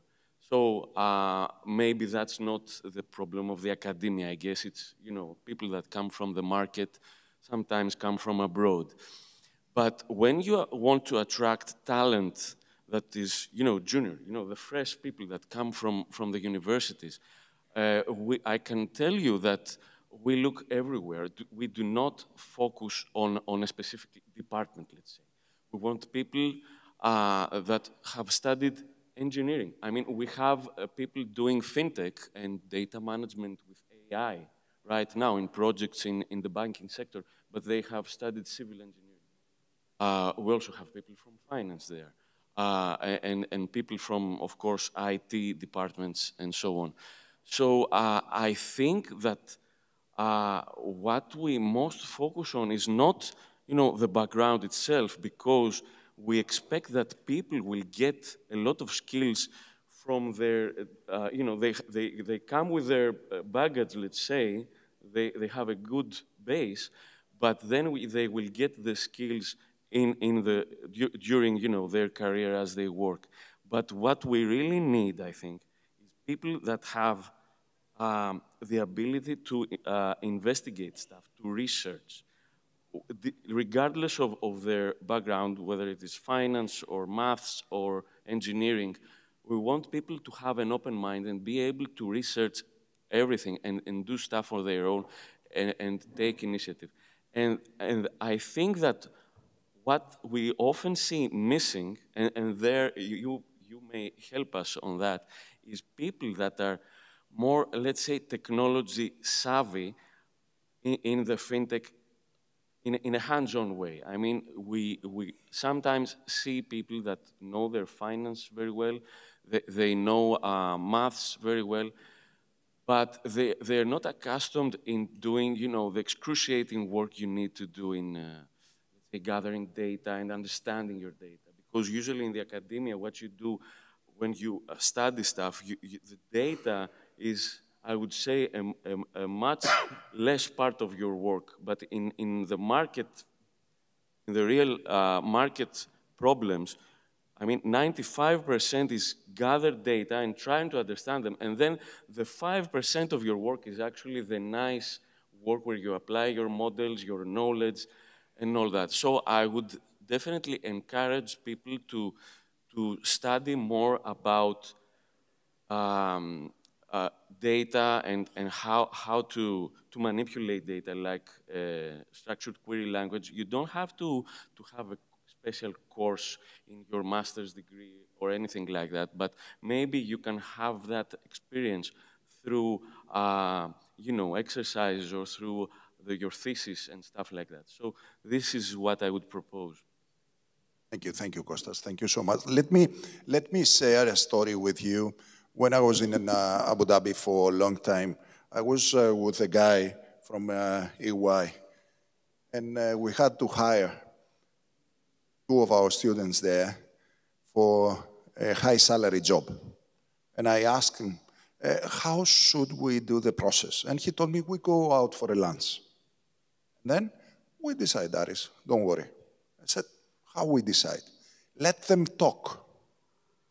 So we went for a lunch, Manolis there. Manolis is coming from Abu Dhabi, he knows. And these 2 guys started talking. One was very talkative, talking about himself, about his soft skills, about his hard skills, how important this guy is. And EY guy was just listening. The other guy was very modest. He was listening mostly, and he didn't make any show-off. But it was crystal clear from his CV that his technical skills were very high. So when we finished lunch, we said, thank you, we'll let you know. We went back to the office, and this guy told me, we hired them both. How we hired them both? The first guy with half salary, the second guy. And I said, why? Because this guy talks a lot. He has the skills, he has everything, but he's very talkative. I don't like his character. So we hired the other guy with double salary. The other guy is modest, is excellent, top skilled, soft skills, hard skills, everything, but the other guy is going to cause us a problem.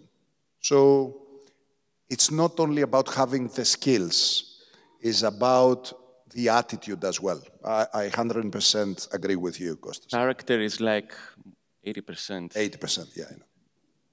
The most important thing. So I go on to Pericles, and I want to ask you, Pericles, the role of financial literacy now. And I see so many people having no idea what the new economy's structure going to be. They don't have any kind of understanding and leveraging of fintech innovations. And my question is how really universities can better integrate all these financial literacy with more fintech-focused curriculum.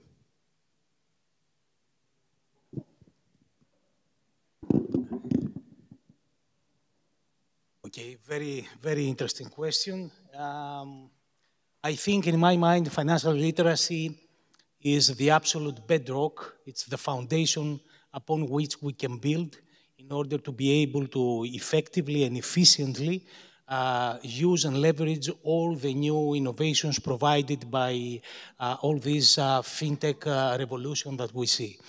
But now, let's face it, fintech is something new to most people. Okay, so it is a new set of financial tools put in a box that we call it fintech. The people now that are financially illiterate take a look at this box and they can see a black locked box.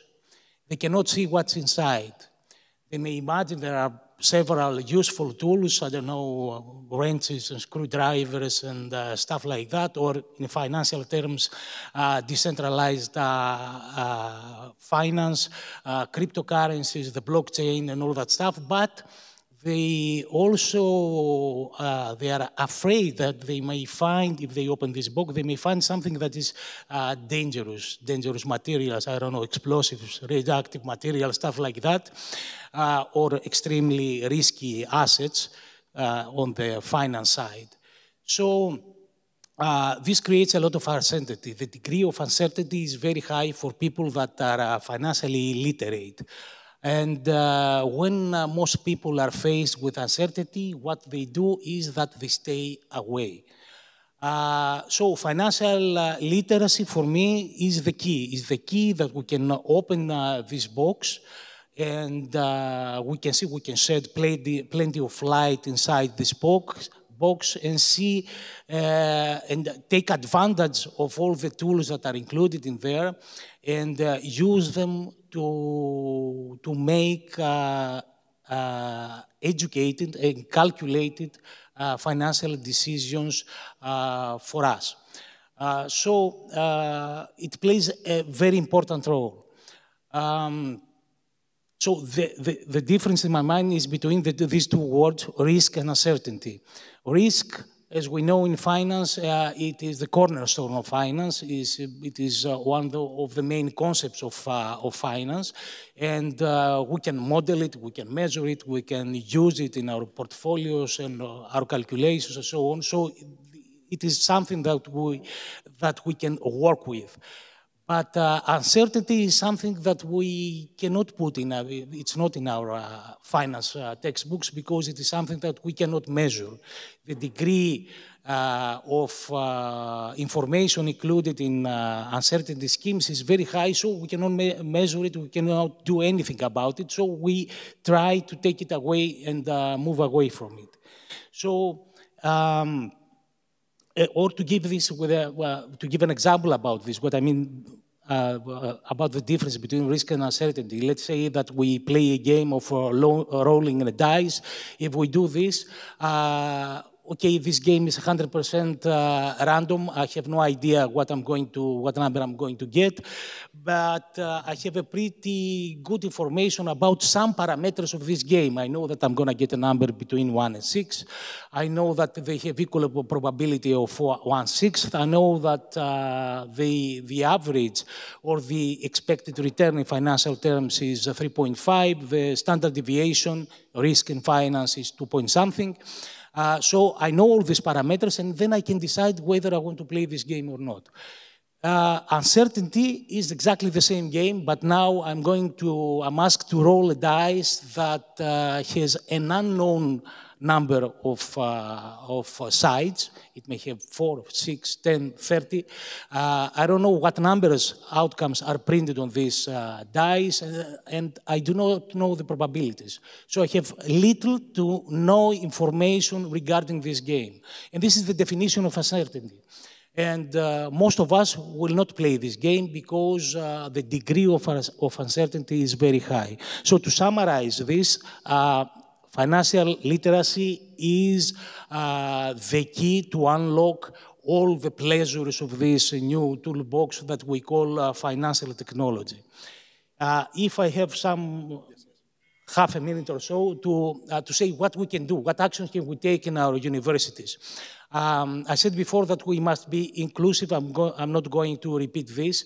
One important action that we can do is we can invite speakers and create workshops with people from the fintech sector. This is very important because our students get direct contact with the actual people that are driving this revolution, the fintech revolution. We can create collaborations and partnerships with the fintech sector. Recently, I signed 2 MOUs with a fintech company from Crete and another from here Athens that deals with green bonds financing. And another thing that we must focus in our universities is the issue of interdisciplinarity, which is very important in this era of fintech, AI, machine learning, etc. And this is because fintech is not only applied, it's not only interesting and relevant to our finance or economics students. It gathers people from law, from, of course, engineering, from even other social sciences like psychology and sociology. We use their ideas in behavioral finance. So we actually see this, this world changing because, especially in our department, in our graduate program, our MBA program, we see over the recent years that more and more people from law schools, of course engineering as always, but people from geography departments, from psychology, sociology, apply more and more to our program. And I see that even as the admissions committee in recent years, we are more open to all those people. So we change as well and accept those people, and they do pretty well in our program. Especially law students that at first they are very afraid of, oh, can I do this finance and all these accounting courses and all that stuff? They do extremely well. Okay, so interdisciplinarity is something that we must focus on. Thank you, Pericles. Thank you so much. I truly believe all these that Pericles is saying as well, and this is our attempt. We try to make this ecosystem. And we try to make this ecosystem because we believe that fintech is useful. And the ecosystem is not only the universities, is not only the banks. The banking system is people doing research in the universities, people they work in the companies as well. And we have to work all together to make this ecosystem bigger. That's why we are here. That's why we make all these fintech talks in Archimedes. That's why we make these gatherings, and we introduced fintech in our business administration curriculum, as well as the master's programs. And then I move on to Nikos Daskalakis. Nikos, let's make it more useful for our students, because I can see so many young people here. And please tell me, how can educational institutions and our universities ensure that students are equipped to thrive in this rapidly evolving sector? Suppose that I'm your student and I want to be competing, so many people coming all over the world. What should I do? Thanks for the question. So, well, I think it's firstly up to us, isn't it? So we as professors, we all know that all the modules and the courses that are being designed and are being offered in the universities are mainly our initiatives, isn't it so? So I think it starts with us. We need to learn, we need to research, we need to understand how fintech works, what it brings, to see deeply the changes that it is going to bring to the financial system. And then when we have researched some specific areas, when we know how they work and so on, when we understand the consequences that are just ahead of us, then we can design, develop, and offer courses. That's what I had already done. I mean, I teach a fintech lesson in the bachelor's degree in the University of Pantheon, where I'm trying to pass on my students, what fintech brings and how it works and so on, and also cryptocurrencies as well. That's what you're doing, Aris, as well, with a very nice initiative of bringing this MSc in financial technology. So I think it starts with us. We need to see the areas, develop programs, offer to students, and try to strike a difficult balance, because it's something that both Professor Thomakos and Gogas referred to. Our students need to understand the fundamental concepts of finance and economics. They need to understand what risk is, what return is, how to measure a risk, how to manage a portfolio, minimize risk, maximize value. All these things, our students need to learn the fundamental concepts. And then once they've got these concepts, then the fintech comes upon that, and it's offering specific tools. So if you want to create or even use a robo-advisor, you need to understand how it works. If you want to answer the question if Bitcoin is a currency, you need to know the attributes of a currency. So it's a difficult balance to strike because we have limited time in the university to offer the fundamental concepts so that students have this foundation of understanding how finance works, and then teach them how technology is altering, it's changing the ways that financial services are being offered. So that's the one thing that I wanted to say. Another thing that it is very important, you've already mentioned that, Aris, is we need to create an ecosystem. We're not alone in the university.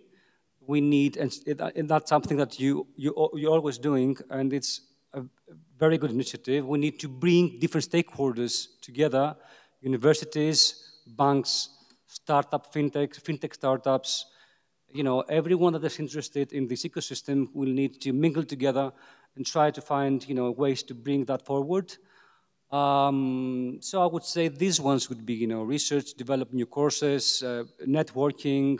The state could help, to develop and offer some funding initiatives for fintech only. And I think I will stop here. Thank you. For your experience on that, sharing all these ideas is very important, especially for students.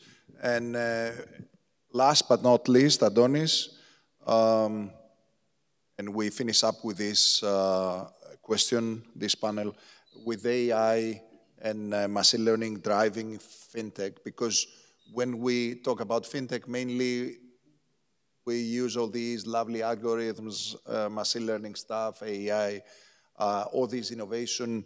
How should academic programs, you think, should adapt more of these to integrate technologies effectively and work better? I would say here, and I'm a little bit, my answer is based on what Kostas Hadjidogiannakis said earlier. I think we need to focus a little bit more on the input of our data, because AI is not creating only new ways of managing data, and managing data is very important and was very important always for financial services, but AI is also creating the input that we create. So a large number of data right now is created from AI, and we need to take it into account when educating people. And this is the one part of my answer. And the second part of my answer is that there are implications in relation to business models.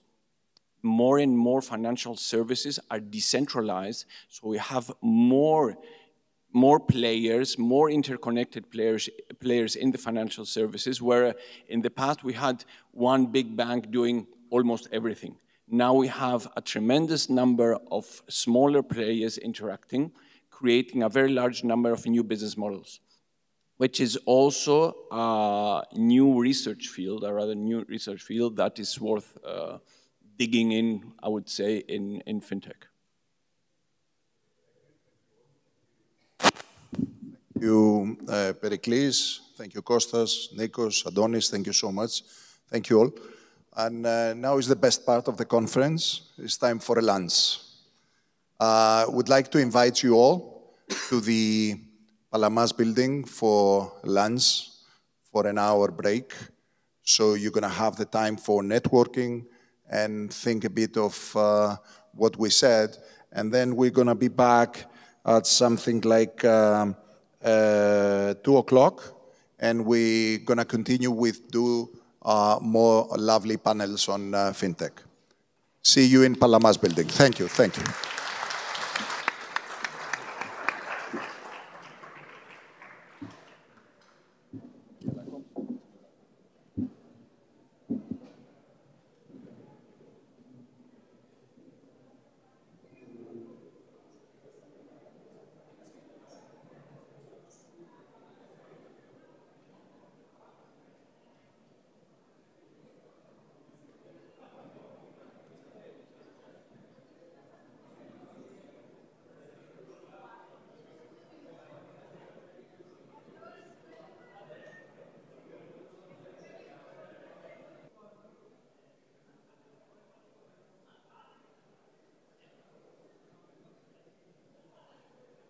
Would you like to take your seats and start, please?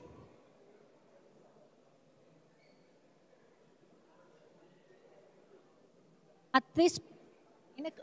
Είναι κλειστό. At this point, I would like to invite the distinguished panel of the third.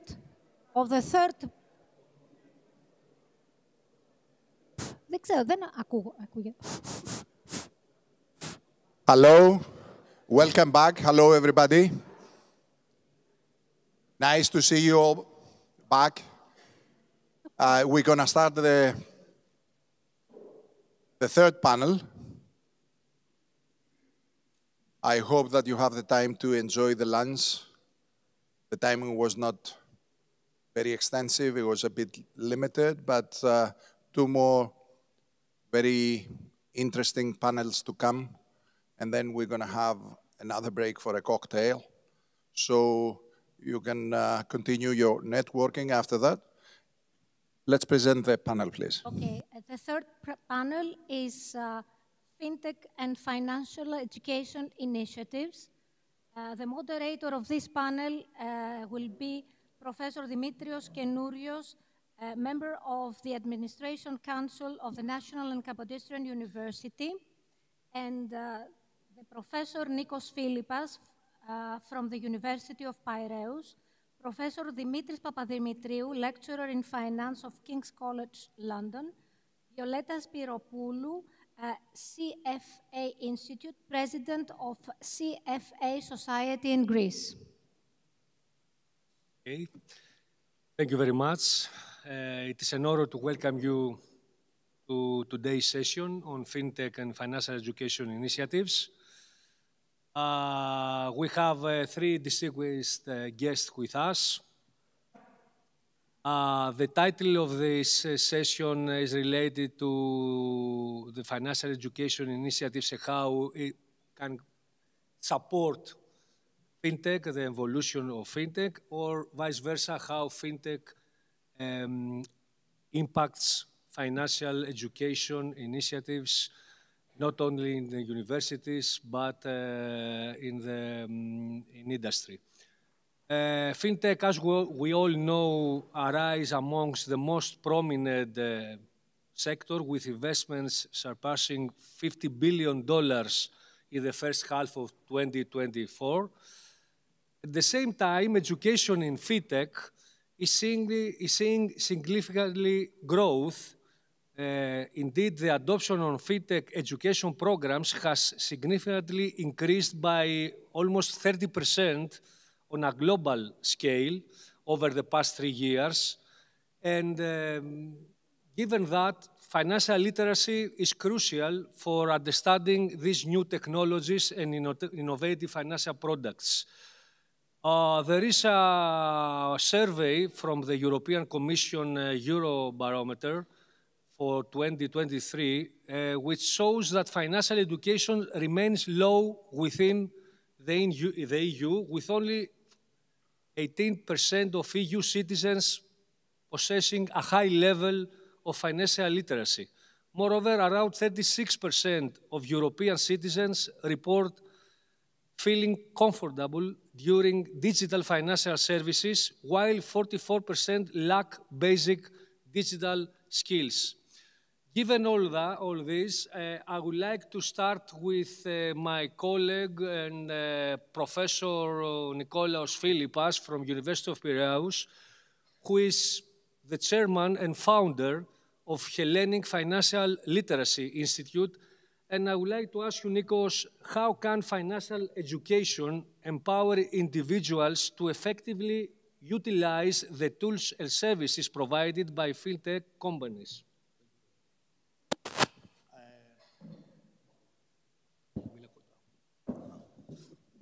Good afternoon. I think that financial education is a very important skill these days. And for me, financial education refers to the process of acquiring knowledge. It's a combination of some, not only theoretical knowledge, but some behavioral characteristics, skills, and confidence to make informed and effective decisions regarding financial resources. I think this is very, very important. And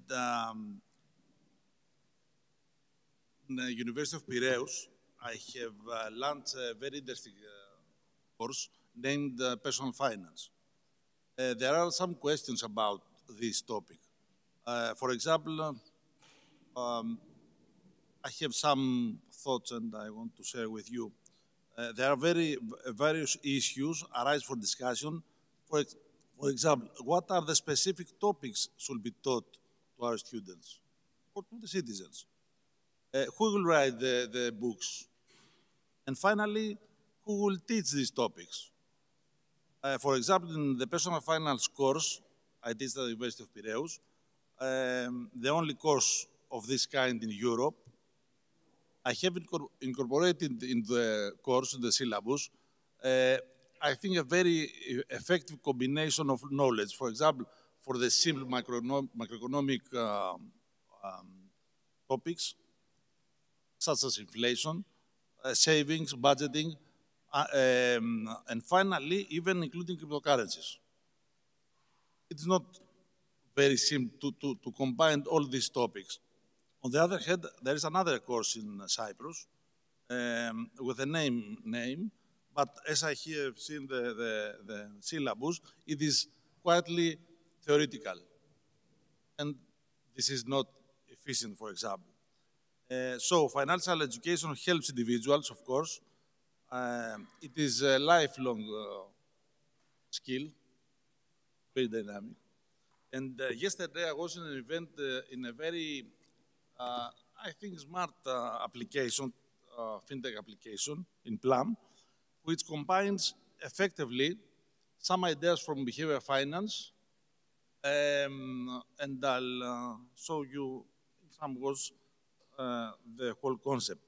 For example, this fintech company launches automated savings.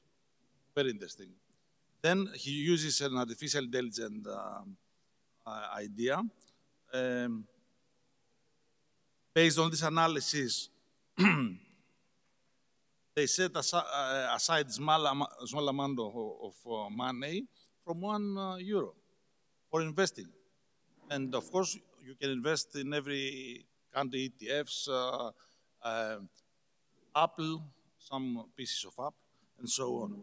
So I think that the essence of financial education helps the people to optimize their final decisions, because one of the most important topics in this period is longevity.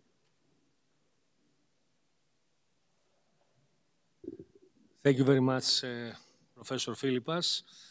I will proceed now with my colleague, Professor Dimitris Papadimitriou, Professor in Finance and King's Business School. Since, Dimitris, you are specializing in asset pricing, market microstructure, and portfolio management, and since we have a lot of our students that are taught from economics or from business administration courses in finance, I would like your insight about how is the rapid advancement of fintech technologies reshaping the financial markets and so the related finance curricula. Thank you so much, Professor Gendrugios. Thank you very much to the organizers for inviting me. So this is indeed a very interesting question. And we see a change. We have already heard of many changes in the way that the financial landscape works. And of course, that relates to changes in the portfolio management and so on. But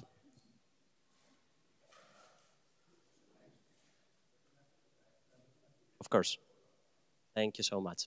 All right, so let me bring myself to the point. So the changes that we have seen have to do, of course, with automation. So the strategies have been automated now largely because of these LLM models. Then we see a big change that has to do with widening participation. So there are apps like Robinhood that is very popular in the US, but also there are even Greek apps. I think one of them will be tomorrow, like Wealthyhood, that are trying to bring like retail traders like make it much easier for them to participate in the stock market. And this has fundamental changes in terms of, so brings changes that have to do with the efficiency of the market at the end of the day. Because when you have more people participating in a financial market, what's going to happen is that, firstly, you're going to have much more volatility in the market because there will be more liquidity, more trades, but also, in a sense, because we expect that many of these people that are going to be trading are retail traders, there are issues that have to do with whether or not they will be taken advantage of. And in fact, there have been studies, for example, that say that there are people, let's say, that are trading with options, but they do not understand options well, but it's easy to trade because it has become easier because of all this fintech. And then arbitrage, people who are smarter, they just take advantage of them, and that doesn't increase any efficiency of the market, but simply redistributes wealth from these people that are using this stuff to people that are smarter and then just taking advantage of suboptimal strategies that they create. Now, to turn my focus into the curricula that you asked me, even in King's, we are building up new degrees that are trying to be more interdisciplinary, and that's, I think, very important. And, and in particular, we have to think about how to integrate technology with finance. Now, for example, we have a new degree, which is a bachelor's degree in data analysis with business and finance. And in fact, I happen to be the director of this degree. And one of the issues there is that we need to be including in a finance-like curricula, we have to include stuff like machine learning, AI. We have to include, of course, much more focus on ethics. And perhaps apart from ethics, we could also, of course, have issues that I didn't touch on cryptocurrencies, blockchain, because as we've already heard, there are these issues of digital currencies that are becoming more prominent, and we need to know about them. So I think what is very important, and I will finish with that, is that curricula are based on a way that they become more and more adaptable and flexible on the various changes that that are happening in the fintech environment. And there needs to be also, we heard about educating the innovators, but there needs to be also educating the educators, because it's not very evident that the people who are already in positions of teaching these courses have the abilities or the skills or the knowledge to do that. So they need retraining as well in order to focus on these, in order to adjust their assessments based on this, because of course it's different to assess skills when you need to memorize, different to assess skills when you need to show more critical thinking, synthesize, and so on. So that's it from me. Thank you very much, Dimitris. I truly believe that the interdisciplinarity is a key point on this subject, along with the education of educators. Let's proceed now to the lady of our panel, and let's proceed go to the industry now. Violeta Spiropoulou is head of equities on Eurobank Asset Management, and she is the president of CFA Society Greece, Chartered Financial Analyst. So, Violeta, from your point of view as a president of CFA Society Greece, I would like to ask you what key skills should financial professionals develop to navigate the challenges and opportunities that arise by fintech? And one more, what are some of the regulatory considerations that CFAs should be aware of when using fintech tools? Thank you, Dimitri. Thank you for the invitation to the National Bank of Greece. The investment management industry is rapidly evolving, and professionals need to keep up with the growing demands of the industry. Just for introduction, for anyone who isn't aware about CFA Society Greece, is the official member of CFA Institute, CFA Institute, and CFA Institute is the world's largest association of investment professionals, including portfolio managers around the world. CFA Institute offers the Chartered Financial designation, The Chartered Financial designation is recognized as the gold standard in investment management and has always been about combining deep expertise, practical skills, and strong ethics. The CFA is synonymous with excellence and determination and is widely regarded as one of the most rigorous and meritocratic examinations in finance. It demands significant effort and often requires candidates to sit for the exams multiple times to achieve success. CFA, the designation is held approximately by 200,000 professionals around the world, around 160 markets around the world, and actually in Greece, 320 professionals are located in Greece. However, with technology transforming the industry at an unprecedented pace, CFA professionals and all investment professionals must continue to adapt and learn. Let me give you 2 data points from a recent study that CFA Institute conducted across the network of CFA professionals. The title of the study was The Future of Work, and it was a survey.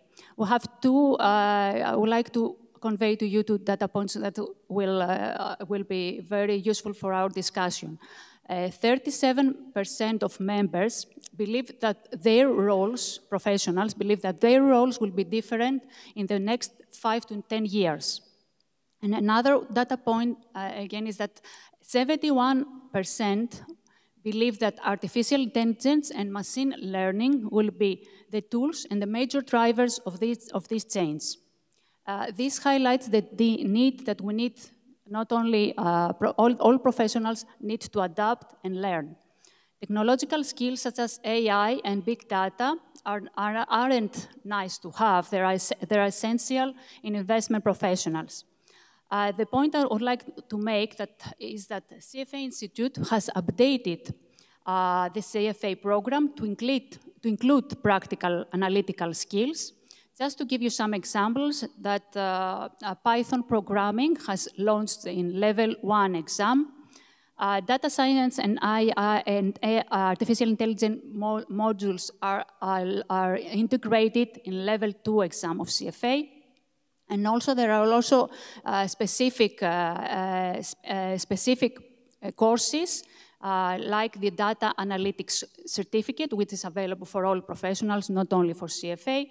That gives an overview and help to investment professionals to stay ahead in the data-driven world. All these updates will help CFA charter holders and all investment professionals to stay ahead and be well prepared in an industry that is increasingly shaped by technology. That covers all I wanted to say about the key skills that professionals should develop. And so just to sum up, that digital fluency in AI and data science is becoming increasingly important skills for finance professionals and will come into wider demand in the years ahead.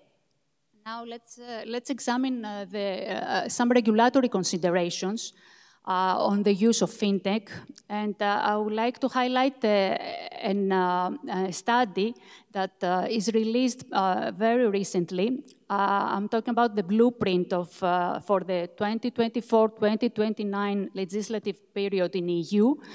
That was a detailed document outlining CFA Institute priorities for the next 5 years. It focuses on key areas.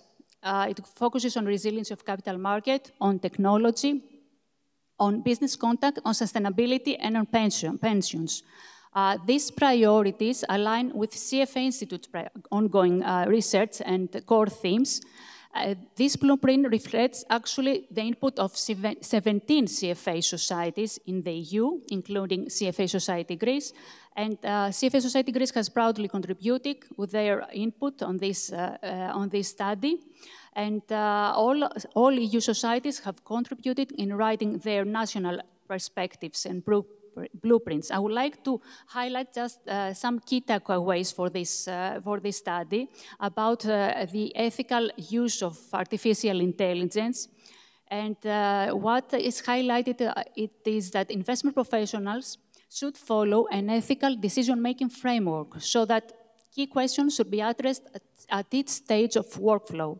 Another point is that we have to set minimum standards. That means that creating basic rules for artificial intelligence is essential to ensure that it's accountable and transparent. One other point is about defining responsibility. Who's responsible if AI makes a bad call? Is the firm that is using it or the people who build it? And one last point that is highlighted in this report is that we have to avoid complexity on AI models. So artificial intelligence can do amazing things in finance, but it needs to be used carefully and responsible. It's about keeping things fair and safe and ethical while protecting investors. So regulators should also address ethical concerns and investor protection concerns. And thank you for them.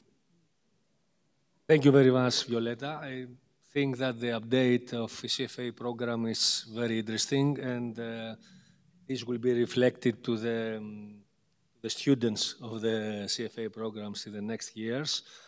Now, I will turn back to Professor Philippas. Nikos, it is well known that the low levels of financial and digital literacy not only limit the understanding of fintech technologies, but have broader implications as well. So I would like to ask you, what is the role of, you believe that is the role of digital financial literacy in increasing financial inclusion and reducing social inequality? Dimitris. As we know, there are about 2 billion people around the earth who are financially illiterate.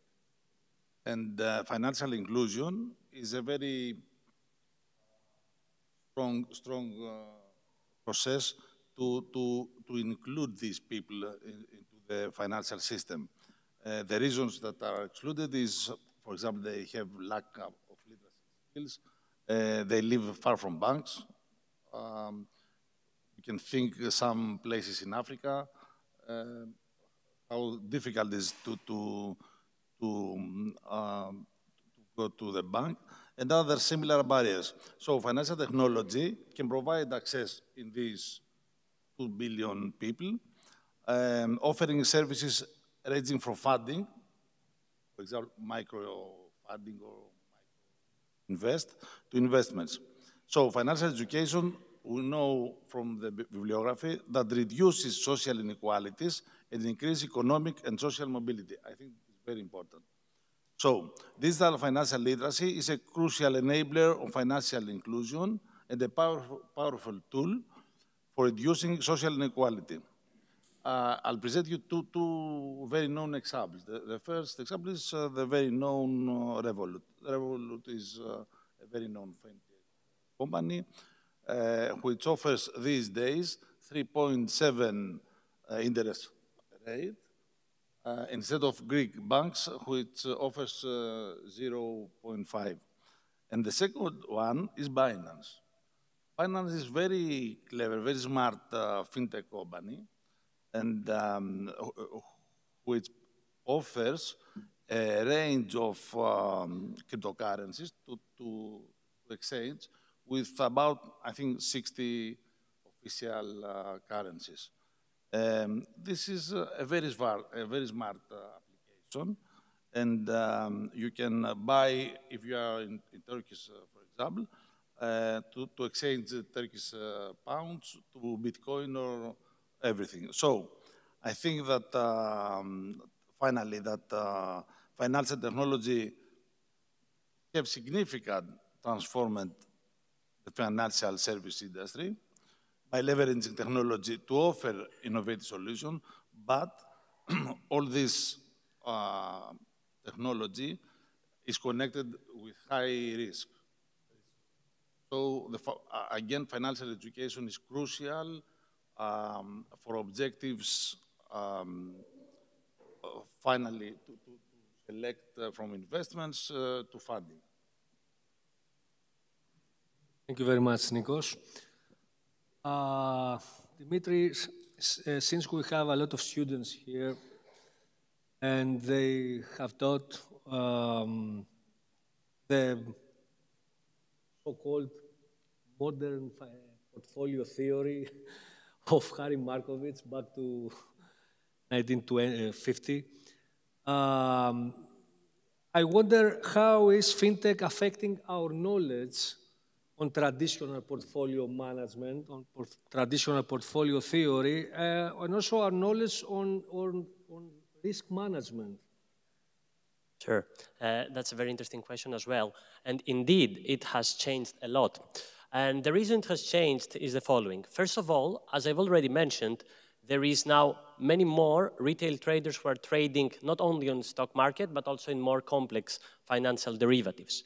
This introduces an extra level of, let's say, investor sentiment risk, where what now matters, apart from the fundamentals, is also how these traders will trade, and these traders that are no longer sophisticated.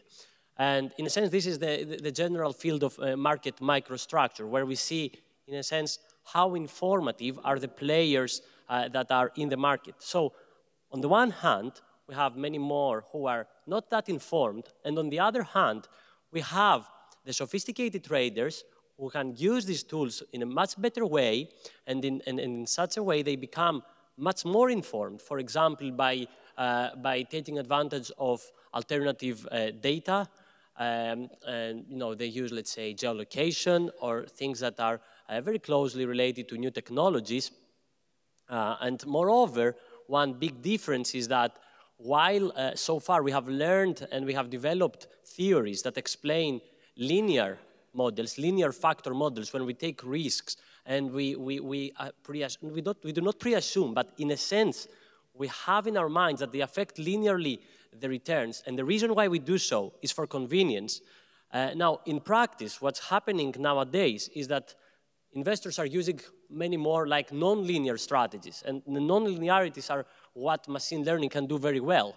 So in this way, they can actually, in a sense, get returns that cannot be explained well by the existing theories. Now, in terms of risk management, there is again, on the one hand, there is like this, how can I say, facilitation by all this fintech. For example, in order to be able to do a better data visualization, in order to check how your portfolio goes much more easily. There is automation that is involved. But on the other hand, there is a much greater difficulty in defining what is risk. Because as I've said, so far the theories had assumed that the models are linear. So now we need to change a little bit the way we think about these. And one of the problems with AI tools and machine learning is that it's a black box. It works, but it's not easy to say why it works. So there is an even bigger need for theories that explain why we observe what we observe. And at the same time, now there are additional risks, like there is a cybersecurity risk that has become much more important than before. And as I said, so on the one hand, they can help much more than the fintech helps. It helps for fraud detection. It helps to see market manipulation. But on the other hand, we have introduced many more risks that have to be dealt with, and I think it's still in the infant stage of trying to understand how to deal with these new risks. So that's all from me. Thank you very much, Dimitris, for your holistic answer on the impact of fintech on the basic financial knowledge we all provide to our universities. Now I will turn to Violeta. Violeta, I think we can use you in order to tell us a few things about the role of CFA society in financial education in Greece. So I would like to ask you to give us your overview on how CFA society support the financial education in Greece or improve it. Thank you, Dimitri, for the question. That's a great question. I've had the privilege of serving on the board of CFA Society Greece for 5 years now. But before that, I was engaging with the society And it was during this time that I realized that tremendous value the society can bring not only to its members, but especially to the younger generation. One instrumental initiative for financial education is the CFA Institute Research Challenge Competition. This is an annual global competition that involves over 6,000 students around the world, around 120 markets worldwide. At CFA Society Greece, we are proud by celebrating the 15th year of organizing this competition in Greece. In this challenge, students take the role of research analysts. They prepare a detailed report on a listed company and present their investment recommendation to a panel of judges. The winning team from the local competition goes to the sub-regional and regional competition, and also, why not progress to the global competition. The Research Challenge is a fantastic learning experience because students develop important skills in analysis, in valuation, in report writing, and in presentation. Throughout the process, our members, many of whom are CFA charter holders, mentor the teams, the student teams, while others as graders and jury members evaluating the reports and the presentations. Faculty advisors also play a key role supporting and guiding their students throughout the competition. Professor Kenourios also guides his team from the National Kapodistrian University. And so it is an excellent opportunity for students to apply what they have learned in the classroom in the real-world practice. This is a merit-based competition, and I'm so proud of the positive impact that it has in the younger generation.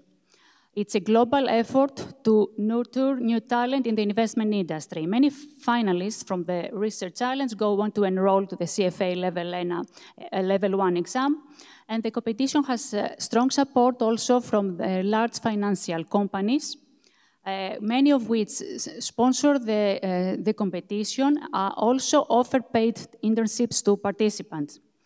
This support highlights the dedication to developing new talent in the industry and the importance of Research Challenge plays in identifying and nurturing future professionals.